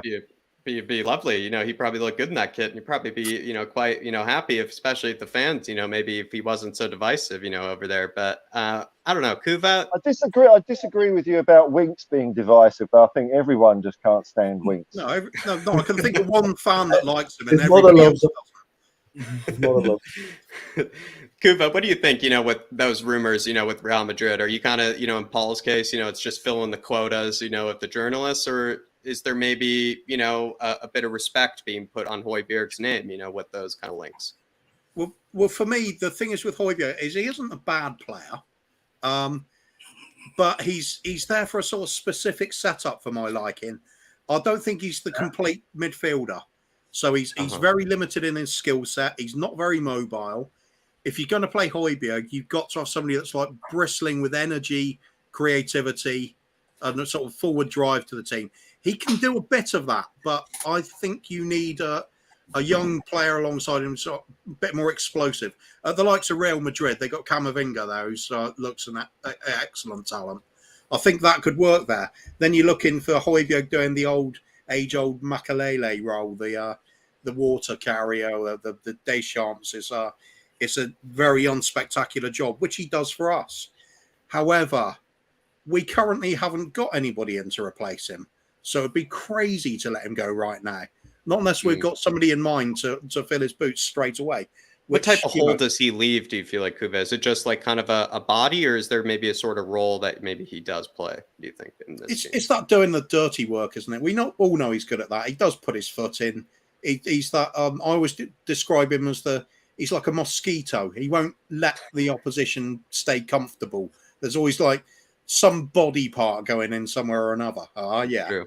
Yeah. We won't do that. Wrong channel. Yeah, he annoys the opposition, doesn't he? He disrupts play. Good description. He does have a pass on him, but I think Paul said it quite nicely, where he's a player that seems to play in halves so often. He'll have one shock in first half, then pull his socks up, and then he responds and has a great second half. Yeah, is that enough, or do you need somebody that's going to be doing that from the off? And I'd say we could replace him, but at the moment we haven't. So we can't afford to let him go yet, not until we know who's coming in and what. I really like Martin's comment. I think Martin's comment sort of, I really love Højbjerg, and I know I have huge Højbjerg glasses, but I'm not going to put them on right now. But I actually find Martin's comment quite funny, where he said, Højbjerg is a strange player. In the space of a minute, he can look like a hungover Sunday league player, and then all of a sudden he pulls off a world-class pass. I think that's actually how a lot of people see Højbjerg. Maybe the general population seems to see Højbjerg that way, where it's like, some moments he seems really frustrating, to us. And then all of a sudden he plays Kane in behind, and, the announcer's like, Højbjerg, with the beautiful pass. And it's sort of, I don't know. It's a very funny conundrum. He is a confusing player. I can kind of see that. I do want to come in with something here. And I know like we heavily criticize, or Højbjerg's heavily criticized. I would say I'm more scapegoated, especially in first half of games and stuff like that. Like Højbjerg or Bentancur doesn't stand out sometimes, but never gets mentioned. Emerson, I think, is scapegoat as well. But what I will say, you have to realize coming into this summer, we could not do absolutely everything in one window. And it was more your priority than you had to prioritize certain positions that you need to upgrade it on before coming into this window. Look, I think Højbjerg's I think he's a good player. I think he does all the dirty side of work. He does all the work that, some other people don't want to do. You need a partnership in midfield, one ball winner and one ball player, in my opinion. That's the ideal partnership. It's been proven in the Premier League time and time again down the years. If you look at most of the winners, they've all had a player that does his sort of role. But should we have upgraded on Højbjerg coming into this window? It was never going to It was never going to happen. You were always going to get in another midfielder. Is Bissouma an upgrade? Some people say he is. So if you wanted an upgrade in Højbjerg and you think Bissouma is an upgrade, you should be happy. But you also have to understand, he was nowhere near one of the first players out the door this summer because we had so much more work to do, so many more spaces to fill. At the end of the day, Højbjerg was always going to be kept around this season. Next season, maybe you can, in my opinion, you don't have to stop looking at it now, but I think next season is the time where you start looking more at an Emerson, maybe more at Højbjerg, and maybe look at their limitations and stuff like that. But for now, these guys are here to stay. They were nowhere near first out of here in the summer. You look at Antonio Conte, he likes players that work hard. Højbjerg's a part of the leadership group at Tottenham, in first and out last every day in the training ground. He also maybe helps set the standards around the place as well, in my opinion, when you see him talking to people on the pitch. But we do have to understand, we were never, ever, ever going to replace him this window. The guy's missed 2 league games since he signed for Tottenham, played every single one under Jose Mourinho, and only missed 2 under Conte last season, and was only taken off early twice last season. Conte really trusts this player, and I think he's well aware of maybe some of the limitations of our players. But at the end of the day, we were never going to bring in 50 to 20 players in here this summer, purely because there's a lot more to it. You're talking squad dynamics. You're talking, is there anyone left to set the culture at the club, and what you need to do to be a Tottenham player is, people that are good in the dressing room, leaders, etc., bedding in periods and all that sort of stuff. So there's so much more to it. I get people making Højbjerg as his limitations. Me personally, I do see some limitations, but I don't think he's anywhere near as bad technically as some people say. I think they turn a blind eye to some of the passes he plays over the top. He never gets credit when he does play them well. I think his whole role is win the ball and move it on. And that's exactly what he was brought in here to do in the first place.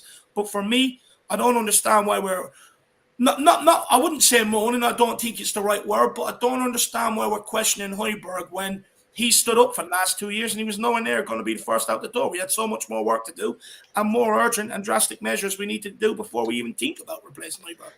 I think that. Sorry, that was just very quickly. I was just saying we've just got to the stage where we found 4 central midfielders now: Skippy, Basuma, Højbjerg, Bentancur. There's no point of just signing Basuma to strengthen and bolster both the numbers and the quality and the depth of the squad there, and then immediately get rid of one. We're back in the same thing, same position. I would argue I think Basuma's a better player than Højbjerg is, personally. I agree. Down to taste. But you don't want to, again, leave yourself short again, because then what happens if Basuma's gone? You need that depth. So it would be madness to sell him at the moment. And one last thing, just quickly. Yeah. What I will add, sorry, Jack, just quickly, I'm just going to be very quick. What I will add is what we need to be looking at is a backup more for Basuma. Or not Basuma, Bentancur. Is Basuma the same as Bentancur in the way he plays one touch, try and move the ball forward, lovely bit of passing range on him?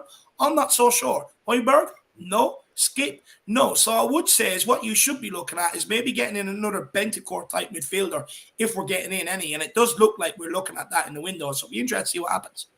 Interesting. I would say we all know Basuma is clearly a better actual footballer, than Højbjerg, but there would be, kind of a huge hole missing there, because as much as I think, Højbjerg and Basuma, they are ball winning midfielders. I think Basuma does offer a bit more than Højbjerg. At the same time, Pierre is so good at his role. He clearly knows his role so well, down to a T. And I think that is what makes him a very dependable player for Conte. Like maybe Højbjerg could have his limitations on the field, but he knows, kind of similar story to Emerson Royal. He sort of sees these players as dependable. He sees these players as ones he can trust. Maybe they're not the best players in the whole squad, but weirdly he trusts, players like this more. Maybe because he loves his soldiers, he loves his players that, just nod their head and just say, yes, Mr. Conte. But it also could be, he likes, maybe players like that. Maybe he sees, or he admires something in that. Let me ask the panel another quick question, and this is just my opinion. I think when people look at the midfield and they say we're not nowhere near in the game like we were against Wolves, which is honest, it's true. People say, Højbjerg, he's not getting on the ball, this, that, and the other, but that's not his necessary role in that midfield. But it is Bentancur's. Why does no one ever question Bentancur? Why is he not getting on the ball, moving it forward? It's always Højbjerg. And I think when that happens in the midfield, people are very quick to go to Højbjerg straight away. But don't question what Bentancur is doing, considering that's the midfield we brought in to do that role. And we know that because when we brought him in January and he started playing in February, that was his role. I think in Højbjerg's defence there, I think him and Bentancur have been let down. Well, especially in the last game by Eric Dyer. Especially in the first half, he gets the ball and then the game just stops. He's looking around, fucking about, where am I going to kick the ball? And then he'll just give a hospital pass to someone. So both Bentancur and Højbjerg are having to run around, exert more effort, trying to shore up that, trying to chase a loose ball from Eric Dyer. In the second half, where we were playing it much better out of the back. Then Højbjerg started looking really good. So I don't think it's all his fault that he's not getting the ball or whatever. I think Eric Dyer and Sanchez. He wasn't sabotaging himself. No. I think we've got the wrong person in the middle at the back. Actually, you got the wrong Højbjerg. That's another day's work. Sorry, Philip?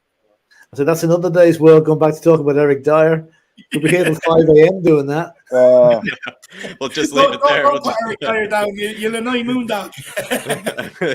Especially when the bets are on. Absolutely. I was going to say, actually, then we'll get to the super chats just quickly. But I was going to say, when it comes to Højbjerg, there is, I think often maybe a bit of, a mistake, when it comes to how people see, teams where not every team, plays, in this sort of, Eric Ten Hag, like fashion, with no kind of defensive midfielders, even, look at him. He's sort of kind of gone against his own, kind of, rule set and bought, a ball winning midfielder like Casemiro. And Casemiro, I think, is actually quite similar to, the likes of Højbjerg and plenty of, fashions and in plenty of areas. So it does show that certain managers, as well as certain teams, that even if that ball winning midfielder, that sole ball winning midfielder isn't the best player in the team, they're often usually in the first team, or they're often, ready to come off the bench in order to shore things up. So there always is, as David and I have probably said a million times, there's always a spot for a Højbjerg in a team. Maybe it isn't always a starting spot once you probably reach, the likes of,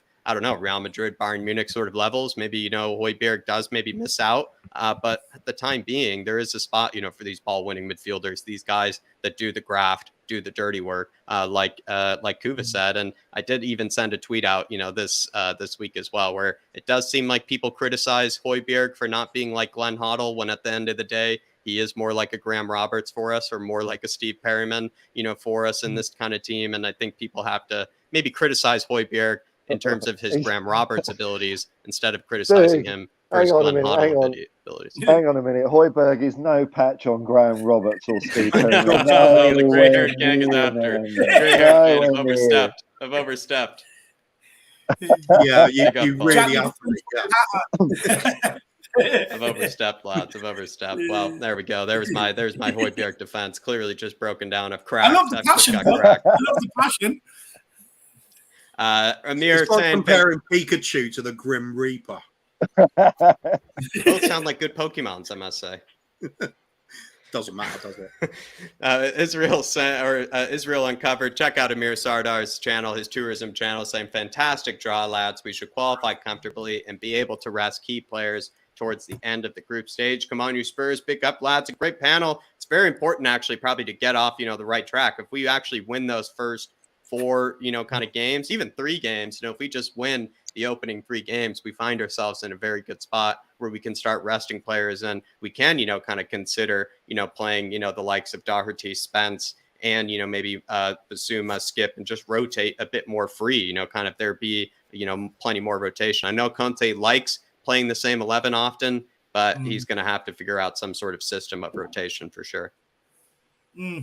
Yeah, look, I do have a little bit of a concern, because we know Conte doesn't have the best record when the games come thick and fast. What was the stat was banned around last season? If it's like 4 or more days or 5 or more days with a game, he tends to win it. But if it's 2, or you have shorter period than that, Conte does find it hard maybe to struggle to turn team around. So it's going to be very interesting to see what happens. Big up, Amir. Really appreciate it. And it's very favorable draw. And hopefully that draw, favors us in the way that, like you said, maybe we can start resting players in some of those fixtures. Rob Wallace saying we shouldn't be going for Man United rejects and unwanted Chelsea players. We need to find better than that. Yeah. And it's kind of interesting even to see, Chelsea players being offered to us. I'm not sure who mentioned that, but it does speak, to the ownership that for now, it seems like things are going a bit differently over there, as well as even Man United, kind of offering us their players. I wouldn't really take any Chelsea player other than maybe Hudson-Odoi. I do kind of like Hudson-Odoi. I think there's still, plenty of a player in there. But yeah, I'm not really too sure, what players I would take. I guess if you could, and I know that people would be happy with this, people who don't like Højbjerg, I think Kovacic would be an interesting one to take, for midfielders. That guy is absolutely brilliant on the ball and still knows how to win a tackle, I would say. But yeah, Chelsea rejects, Man United rejects, I don't think they're going to work out in the same way that the Juventus rejects did, Rob. I'd happily have taken Henderson though from Man United. Oh yeah, Dean Henderson. Yeah, Dean Henderson. Thought you were going to say Jordan. I was like, no, lad. We already had a cricket organizer in the dressing room last season. Big up, Rob, though, my man. And like I said, I think we're going to avoid those for the time being, and hopefully so, but it would be a concern. Darkson G saying... Just quickly, Rob's an early riser. It's New Zealand, he's over there, so he's an early riser. Big up, Robbie. And then Darkson G saying, David, I emailed the fixtures for October through November, 4 Premier League games, and then 4 the Champions League games as well. Big up, Darkson G, and we'll take a look at it. Probably a good show idea, Dave. Probably a good show idea. Yeah, I'll put them on a graphic, Darkson G, and we'll definitely talk about it tomorrow on the fan show, my man. Big yourself up, brother. In reference to the Højbjerg thing, I think Sorry, just quickly, Darkson G's trying to take your job now, Jacko. He's providing all the stats now. He presents them better than I do too. Like I can't even, read them as well as he does. The bottom Duda saying the rumors have dried up. I think he's talking about Højbjerg. The Højbjerg rumors to Real Madrid have dried up. Are we done in the market? If so, then it has been a strange window. Same playing 11. The new right wing back doesn't start, and we don't have a backup for Dyer. Newcastle scares me. Lots to actually unpack here. The right wing back situation, it seems to be brought to light because, Jed Spence isn't being played, and people are frustrated who don't like Emerson, who aren't, satisfied with Emerson. They're maybe rightfully, frustrated because they feel like there hasn't been enough change there, and Jed Spence isn't breaking into the team. But as well, though, I guess Perisic is the major change. Basuma will break into this first team to bottom Duda. At one stage he will, and I think he will hold his starting spot. Longley could break in. But I don't know. Has it been a strange window? What do you think? Philip, has it been a strange window for you? Well, the window started off, we were in euphoria. In mid-July, we signed 6 players, which has never happened in recent Spurs history, Okay, it's quietened down a little bit since. We bought players. We bought your man, Destiny, whatever you call him, and lent him back to Udinese. Again, I'll hold fire on it. I'll give me verdict on the complete window when it's closed. I still think we've got business to do. I think Paratici is still working his phones to find out who we can get in. And until that window slams shut, I'm just going to say we'll still do more business. And also, be with the right wing back. Jed Spence will get a chance this season. He will get a chance. Newcastle's scaring me. One performance doesn't convince me that they're going to be a threat. It's just like Man United's performance with Liverpool doesn't convince me either. They're playing probably the biggest game of their seasons against United's biggest rivals, and Newcastle wanted to put up a show against City, which they did, fair dues to them. But they're not going to be a threat this season. Maybe next season, but not this season. Kuva, sorry. I know at the bottom, Duda really, he wants to. I don't know. He doesn't, he doesn't see, Højbjerg as being, the permanent solution, I think, for this midfield, with Spurs. And I am a big fan of Bruno Guimaraes, to bottom Duda. So as much as I will have my love and my defense of Højbjerg, I'd switch out Bruno Guimaraes. I think with him, I think Bruno Guimaraes is easily the most underappreciated midfielder, I think, in Europe and European football. I probably have said that for some time, and I would easily switch him out as much as I do have my Højbjerg love. And I'm pretty sure you and I could find some level ground on that. To bottom Duda, pick up my man. Ben Kaufman saying Yaya Toure fully coys, getting us a great Champions League group. What did you think of that, Paul? Seeing Yaya, opening up the ping pong balls. Nice to see, a Spurs fan giving us a nice group. I was actually watching you two because I got bored with all the hoopla and stamping around. So I just had a little snooze, and then I put you guys on, so I didn't see it. Yaya was opening up the ping pong balls, for us, and he was the one that would, open the ball to figure out what name was going to be put in whatever pot. So he actually had a bit of a literal hand in it.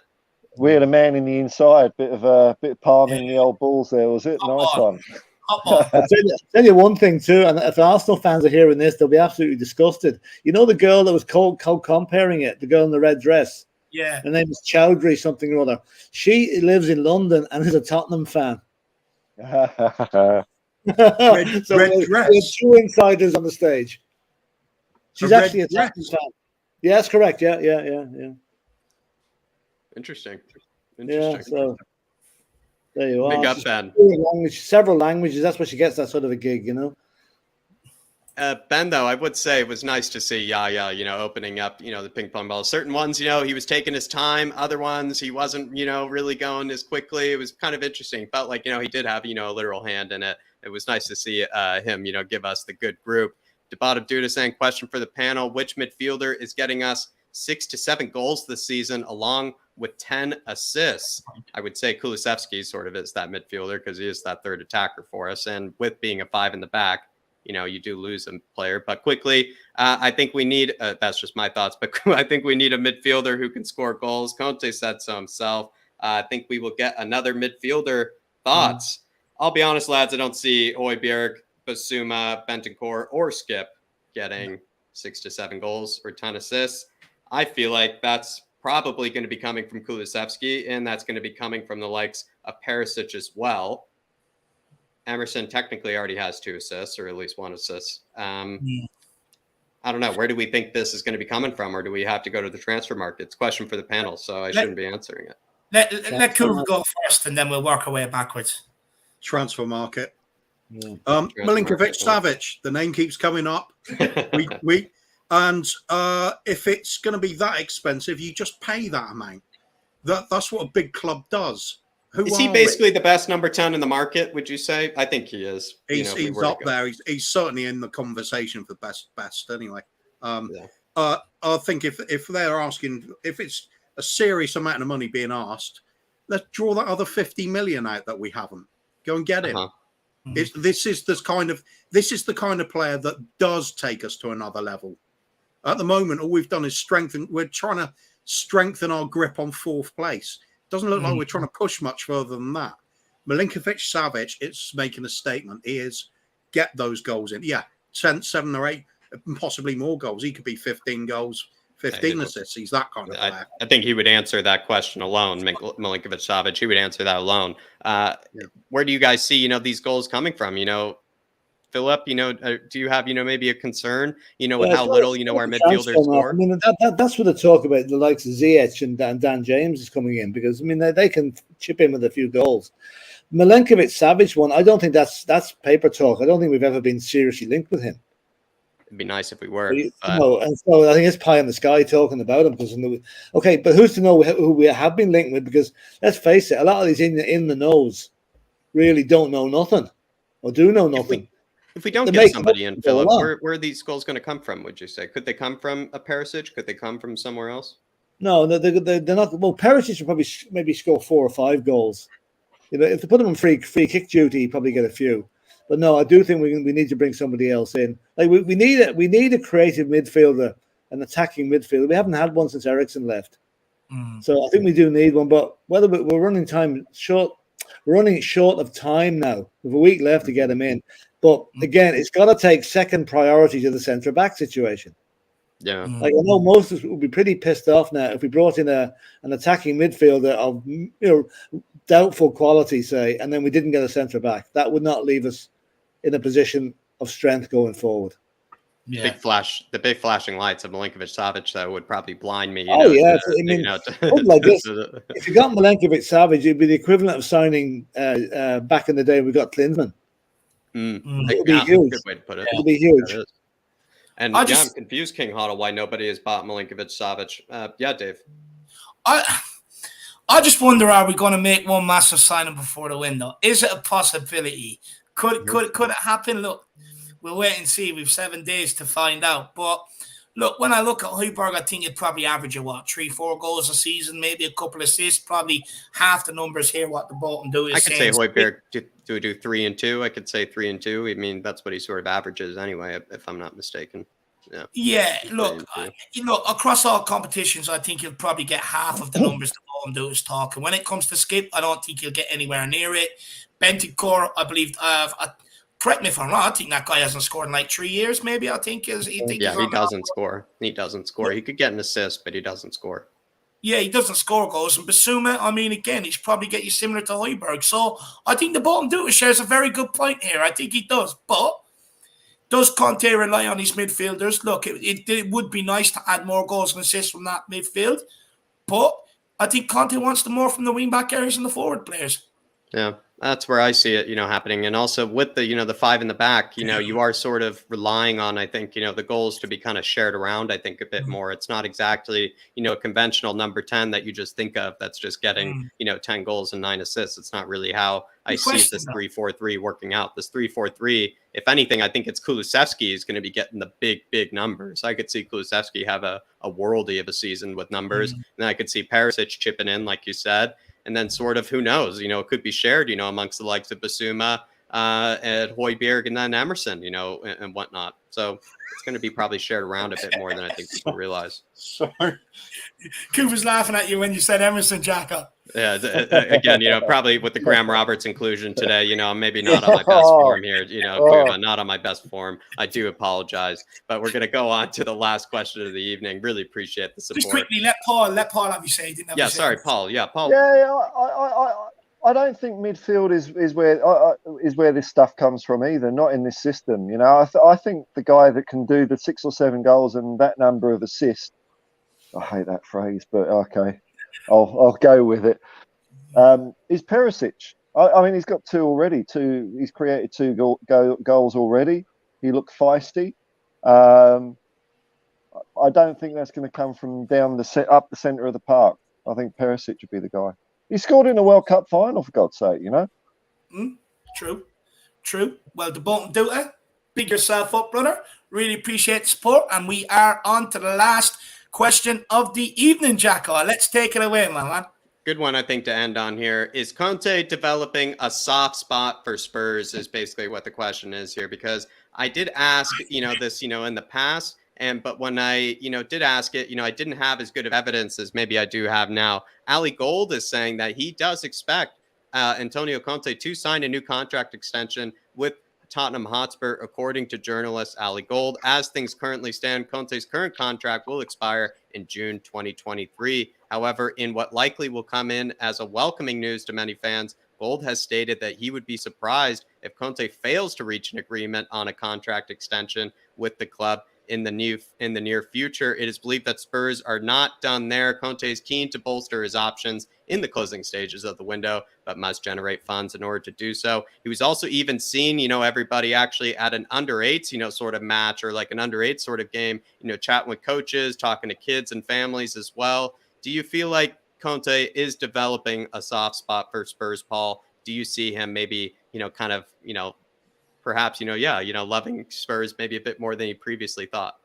Yeah, and I think he is, and I think that's largely down to the fans at the ground that have been chanting his name and really going in as the 12th man on the pitch for him. And I think, I don't think he is kind of the manager that moves around a lot. I think when you look at it, like once he was called up for the Italian job, he fell out with Chelsea or got sacked by Chelsea and fell out with Inter Milan. But there's no reason why, if he's going to build something, why it shouldn't be with Tottenham. I mean, where else is it going to be? Where else is going to give him this opportunity?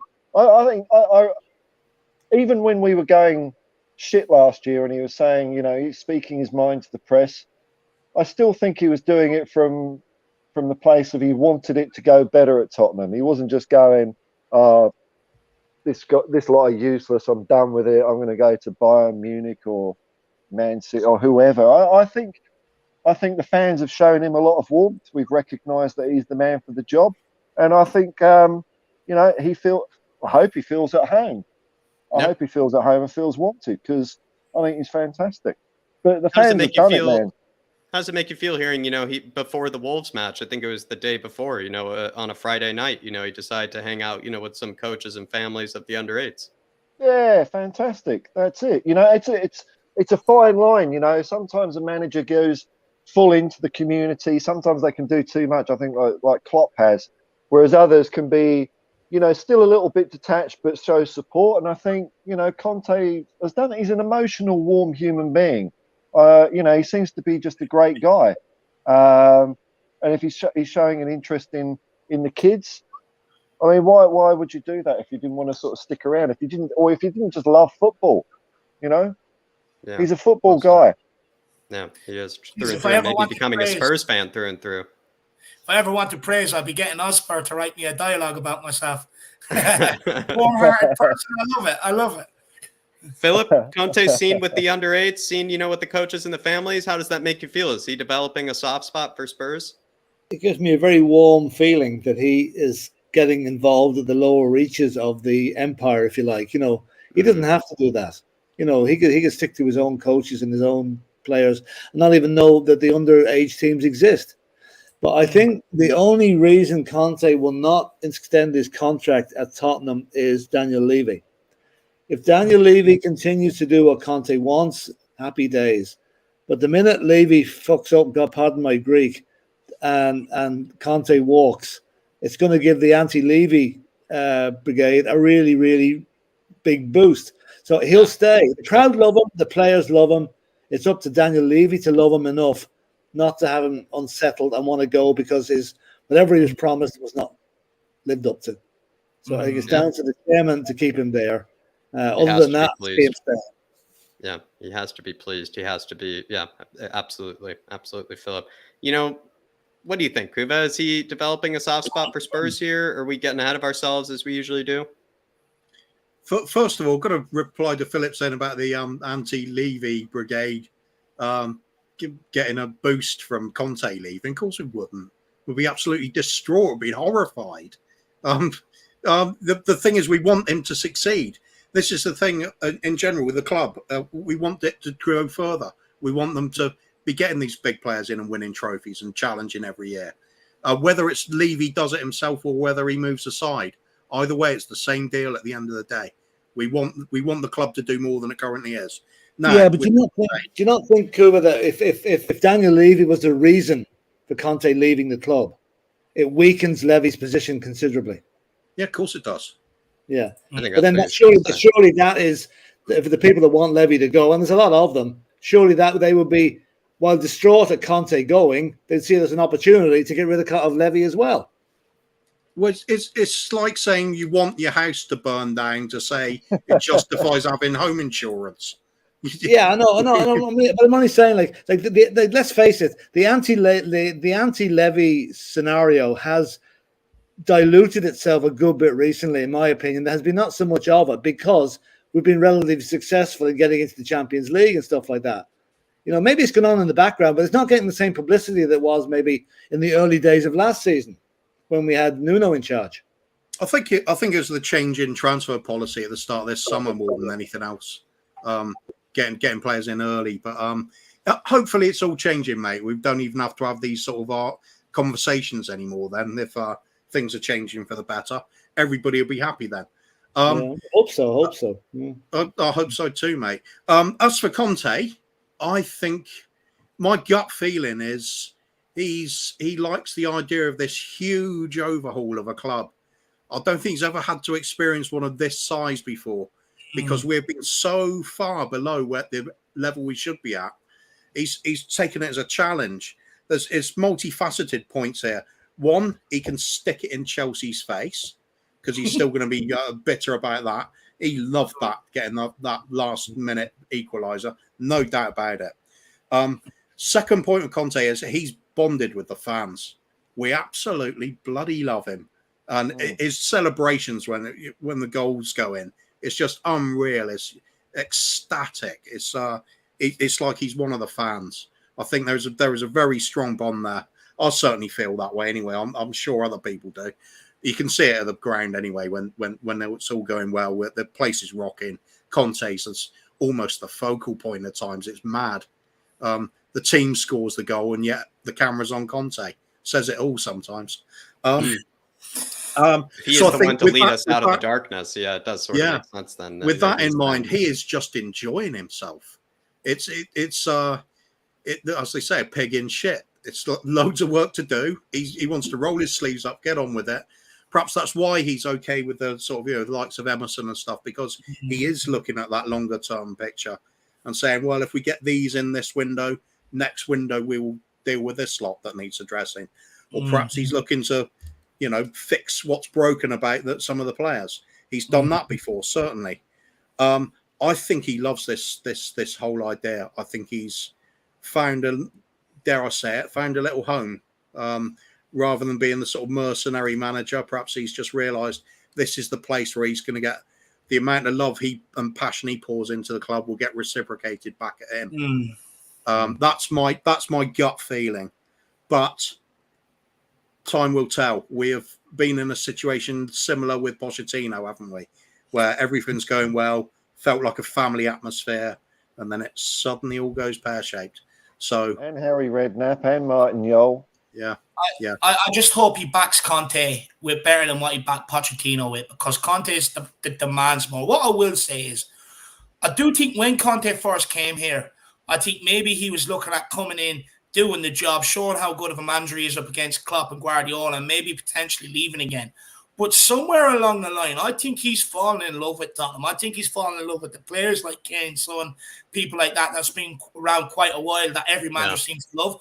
I think he's fallen in love with the stadium, the training complex. I think he realised we probably have some of the best facilities in world football that, he can utilise and help get his players ready for games, etc., etc., etc. I think he's fallen in love with the fan base. I think, the fact that we literally adore this guy, you know what I mean? So, we worship the ground he walks on. I'm not going to say what I was originally, actually, well, it's probably funny. I was going to say some people probably suck a fart from his arse. You know what I mean? We absolutely love him that much, if I'm being quite deadly honest. Has he had this adulation maybe at other clubs he's been at? I think it's been there, but I'm not sure it's been as strong. I mean, we absolutely love this guy. I think we feed his ego by putting out Conte Cam. I think he definitely loves that. And for me, I'll be honest, I think as long as we back him with the players that he wants in terms of, and we keep showing him that we do have ambition to keep improving and stuff like that, I think he will stay. Be interesting to see whether he signs a new contract, but I do think it's up to Tottenham to persuade him. If we do get him tied down to a contract, it's time to move him out of the hotel and into a house. I think that'll definitely confirm his commitment and that he's staying if he is looking to stay in around the local area. But for me, I think it's all positive right now. I think once you see Conte put pen to paper, I think you see Harry Kane follow very, very quickly. This is also sort of how it goes, though, at least in my eyes, because Pep Guardiola had to sort of take over Man City and kind of, this ethos and manner, become the face of Man City, be, the face of everything there. We saw it with Jurgen Klopp as well. He became the face of Liverpool, kind of was, seen as the messiah there. It sort of seems like with these levels of managers, in order for them to really take you to the Man City and Liverpool levels, you kind of do need some sort of messiah complex, kind of manager that is given all that pressure, is given all that responsibility, but also hopefully given all those funds and resources to be able to reach those levels. But I think it's kind of part of the process, if you know what I mean. Like, you kind of can't reach the likes of Liverpool and Man City if you don't have a manager that sort of all the fans buy into, and also as well practically all the players and the entire ethos of the club, buy into. It's sort of how it's always been.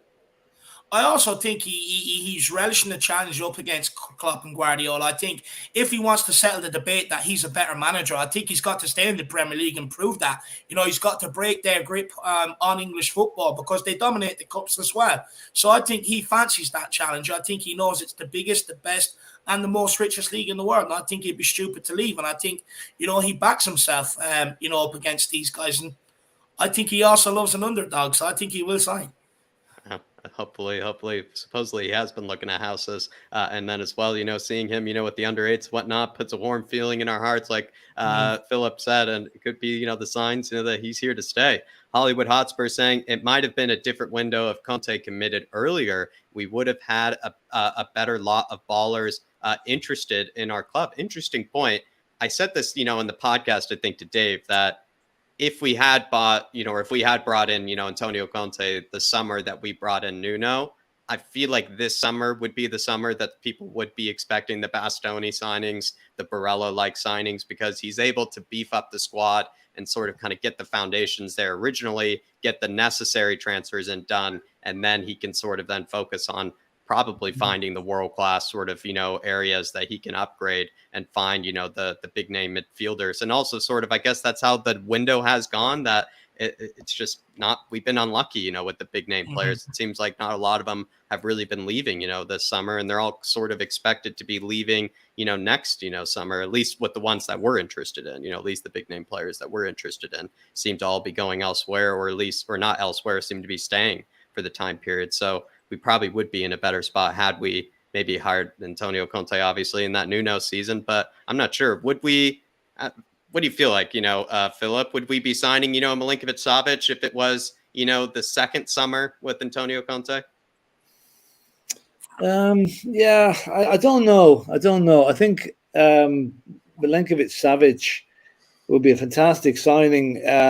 Okay, he knows that we've got Conte for at least another year until next June.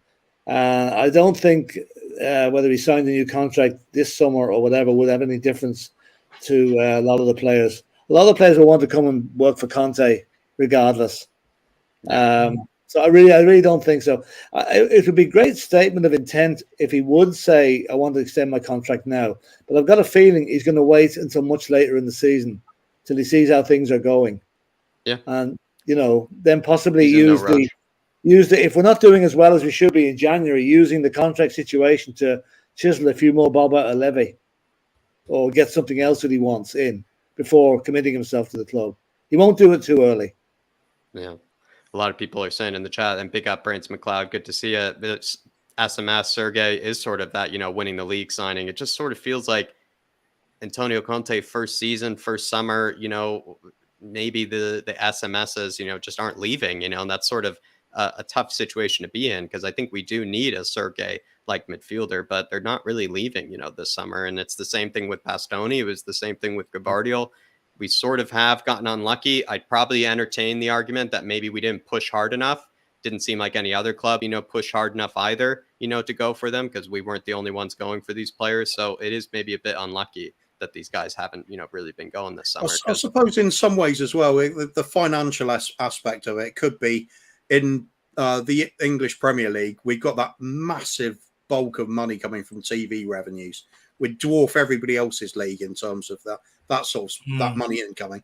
So our teams can kind of ride out the COVID situation a bit easier. Whereas in Italy, they will have struggled more. They do not have that kind of level of resources. Yeah. So perhaps they're just biding their time a little bit more and making sure they get premium rates for everybody. True. And also the Serie A is getting better and better, and who knows, it could be more attractive, for Bastoni and whatnot.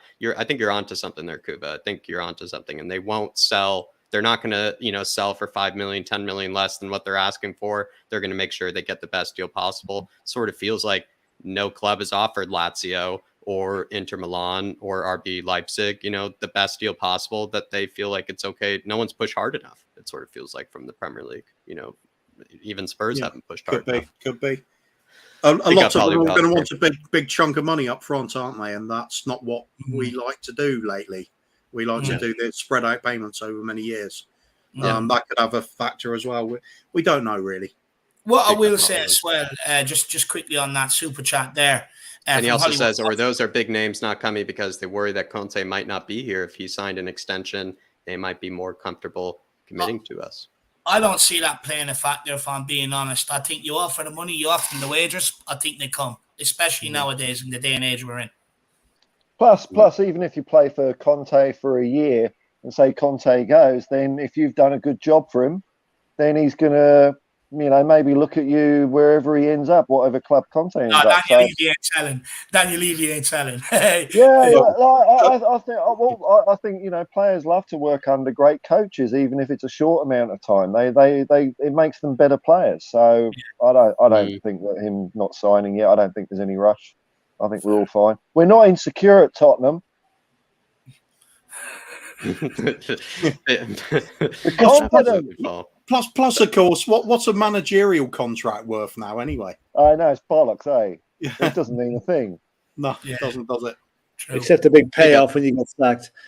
Yeah. Big up Hollywood Hotspur. Appreciate the support, my man. And it's a good point. Good point you raised. Faz Rapar saying Liverpool are poor this season, hence why they lost to Man United. Klopp has cracked, is what we said earlier, Faz. That's what the tagline. That's the tagline from Paul there. Klopp has cracked. And I think it's sort of the narrative, I guess, it's something I was even talking about on my own, channel the other day with Kieran and Darius. I think you're absolutely spot on, Faz, and we'll see how it goes from here. Who knows if they were to lose or not even get, all 3 points against Bournemouth, it would be absolute panic station. Just imagine him taking the Man United job.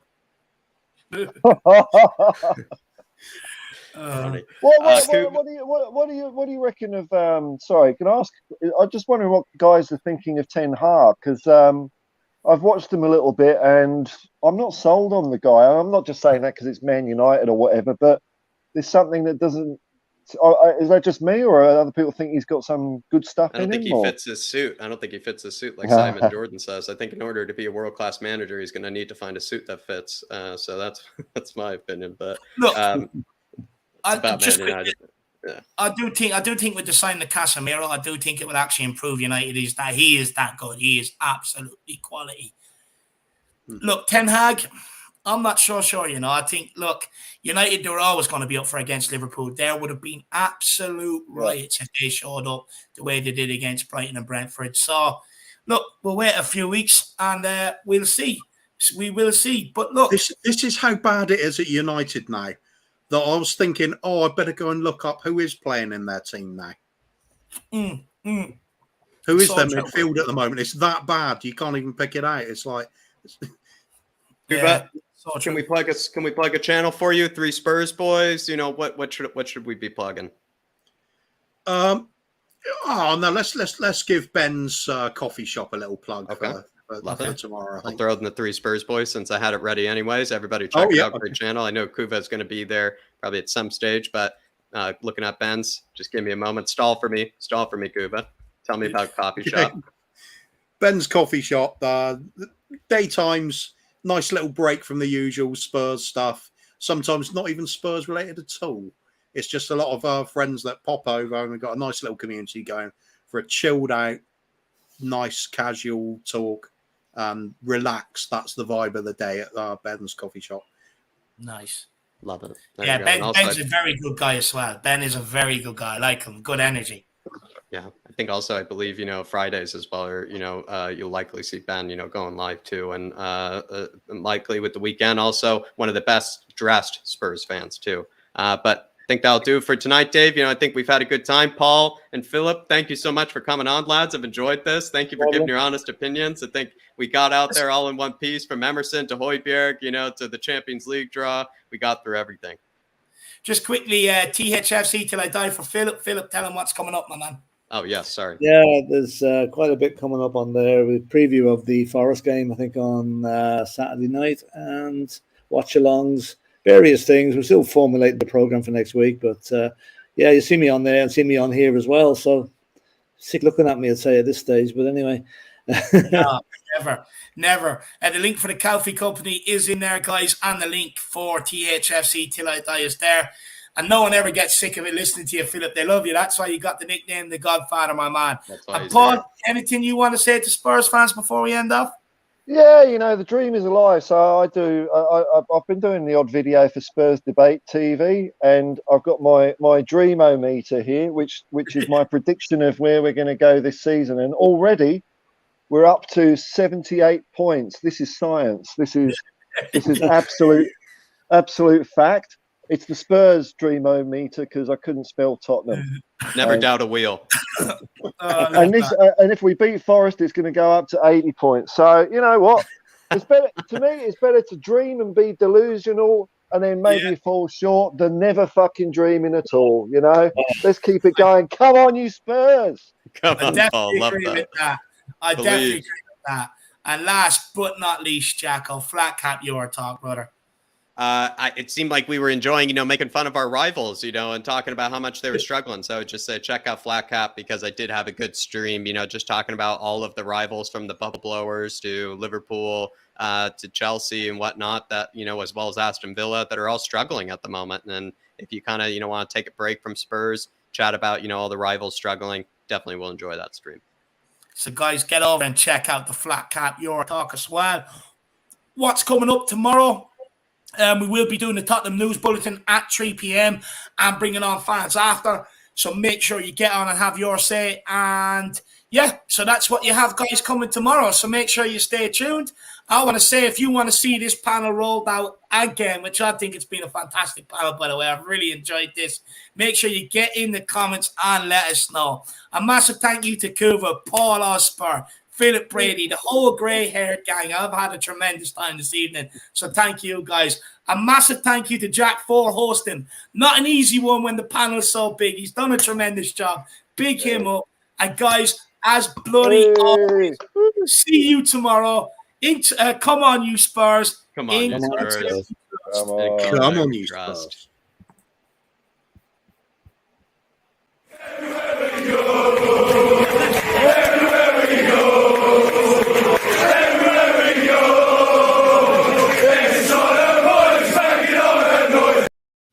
Just quickly, forgot to say thanks to everybody for tuning in as well, liking, subscribing, and for helping the channel with Super Chat. I really do apologize. How dare I overlook that?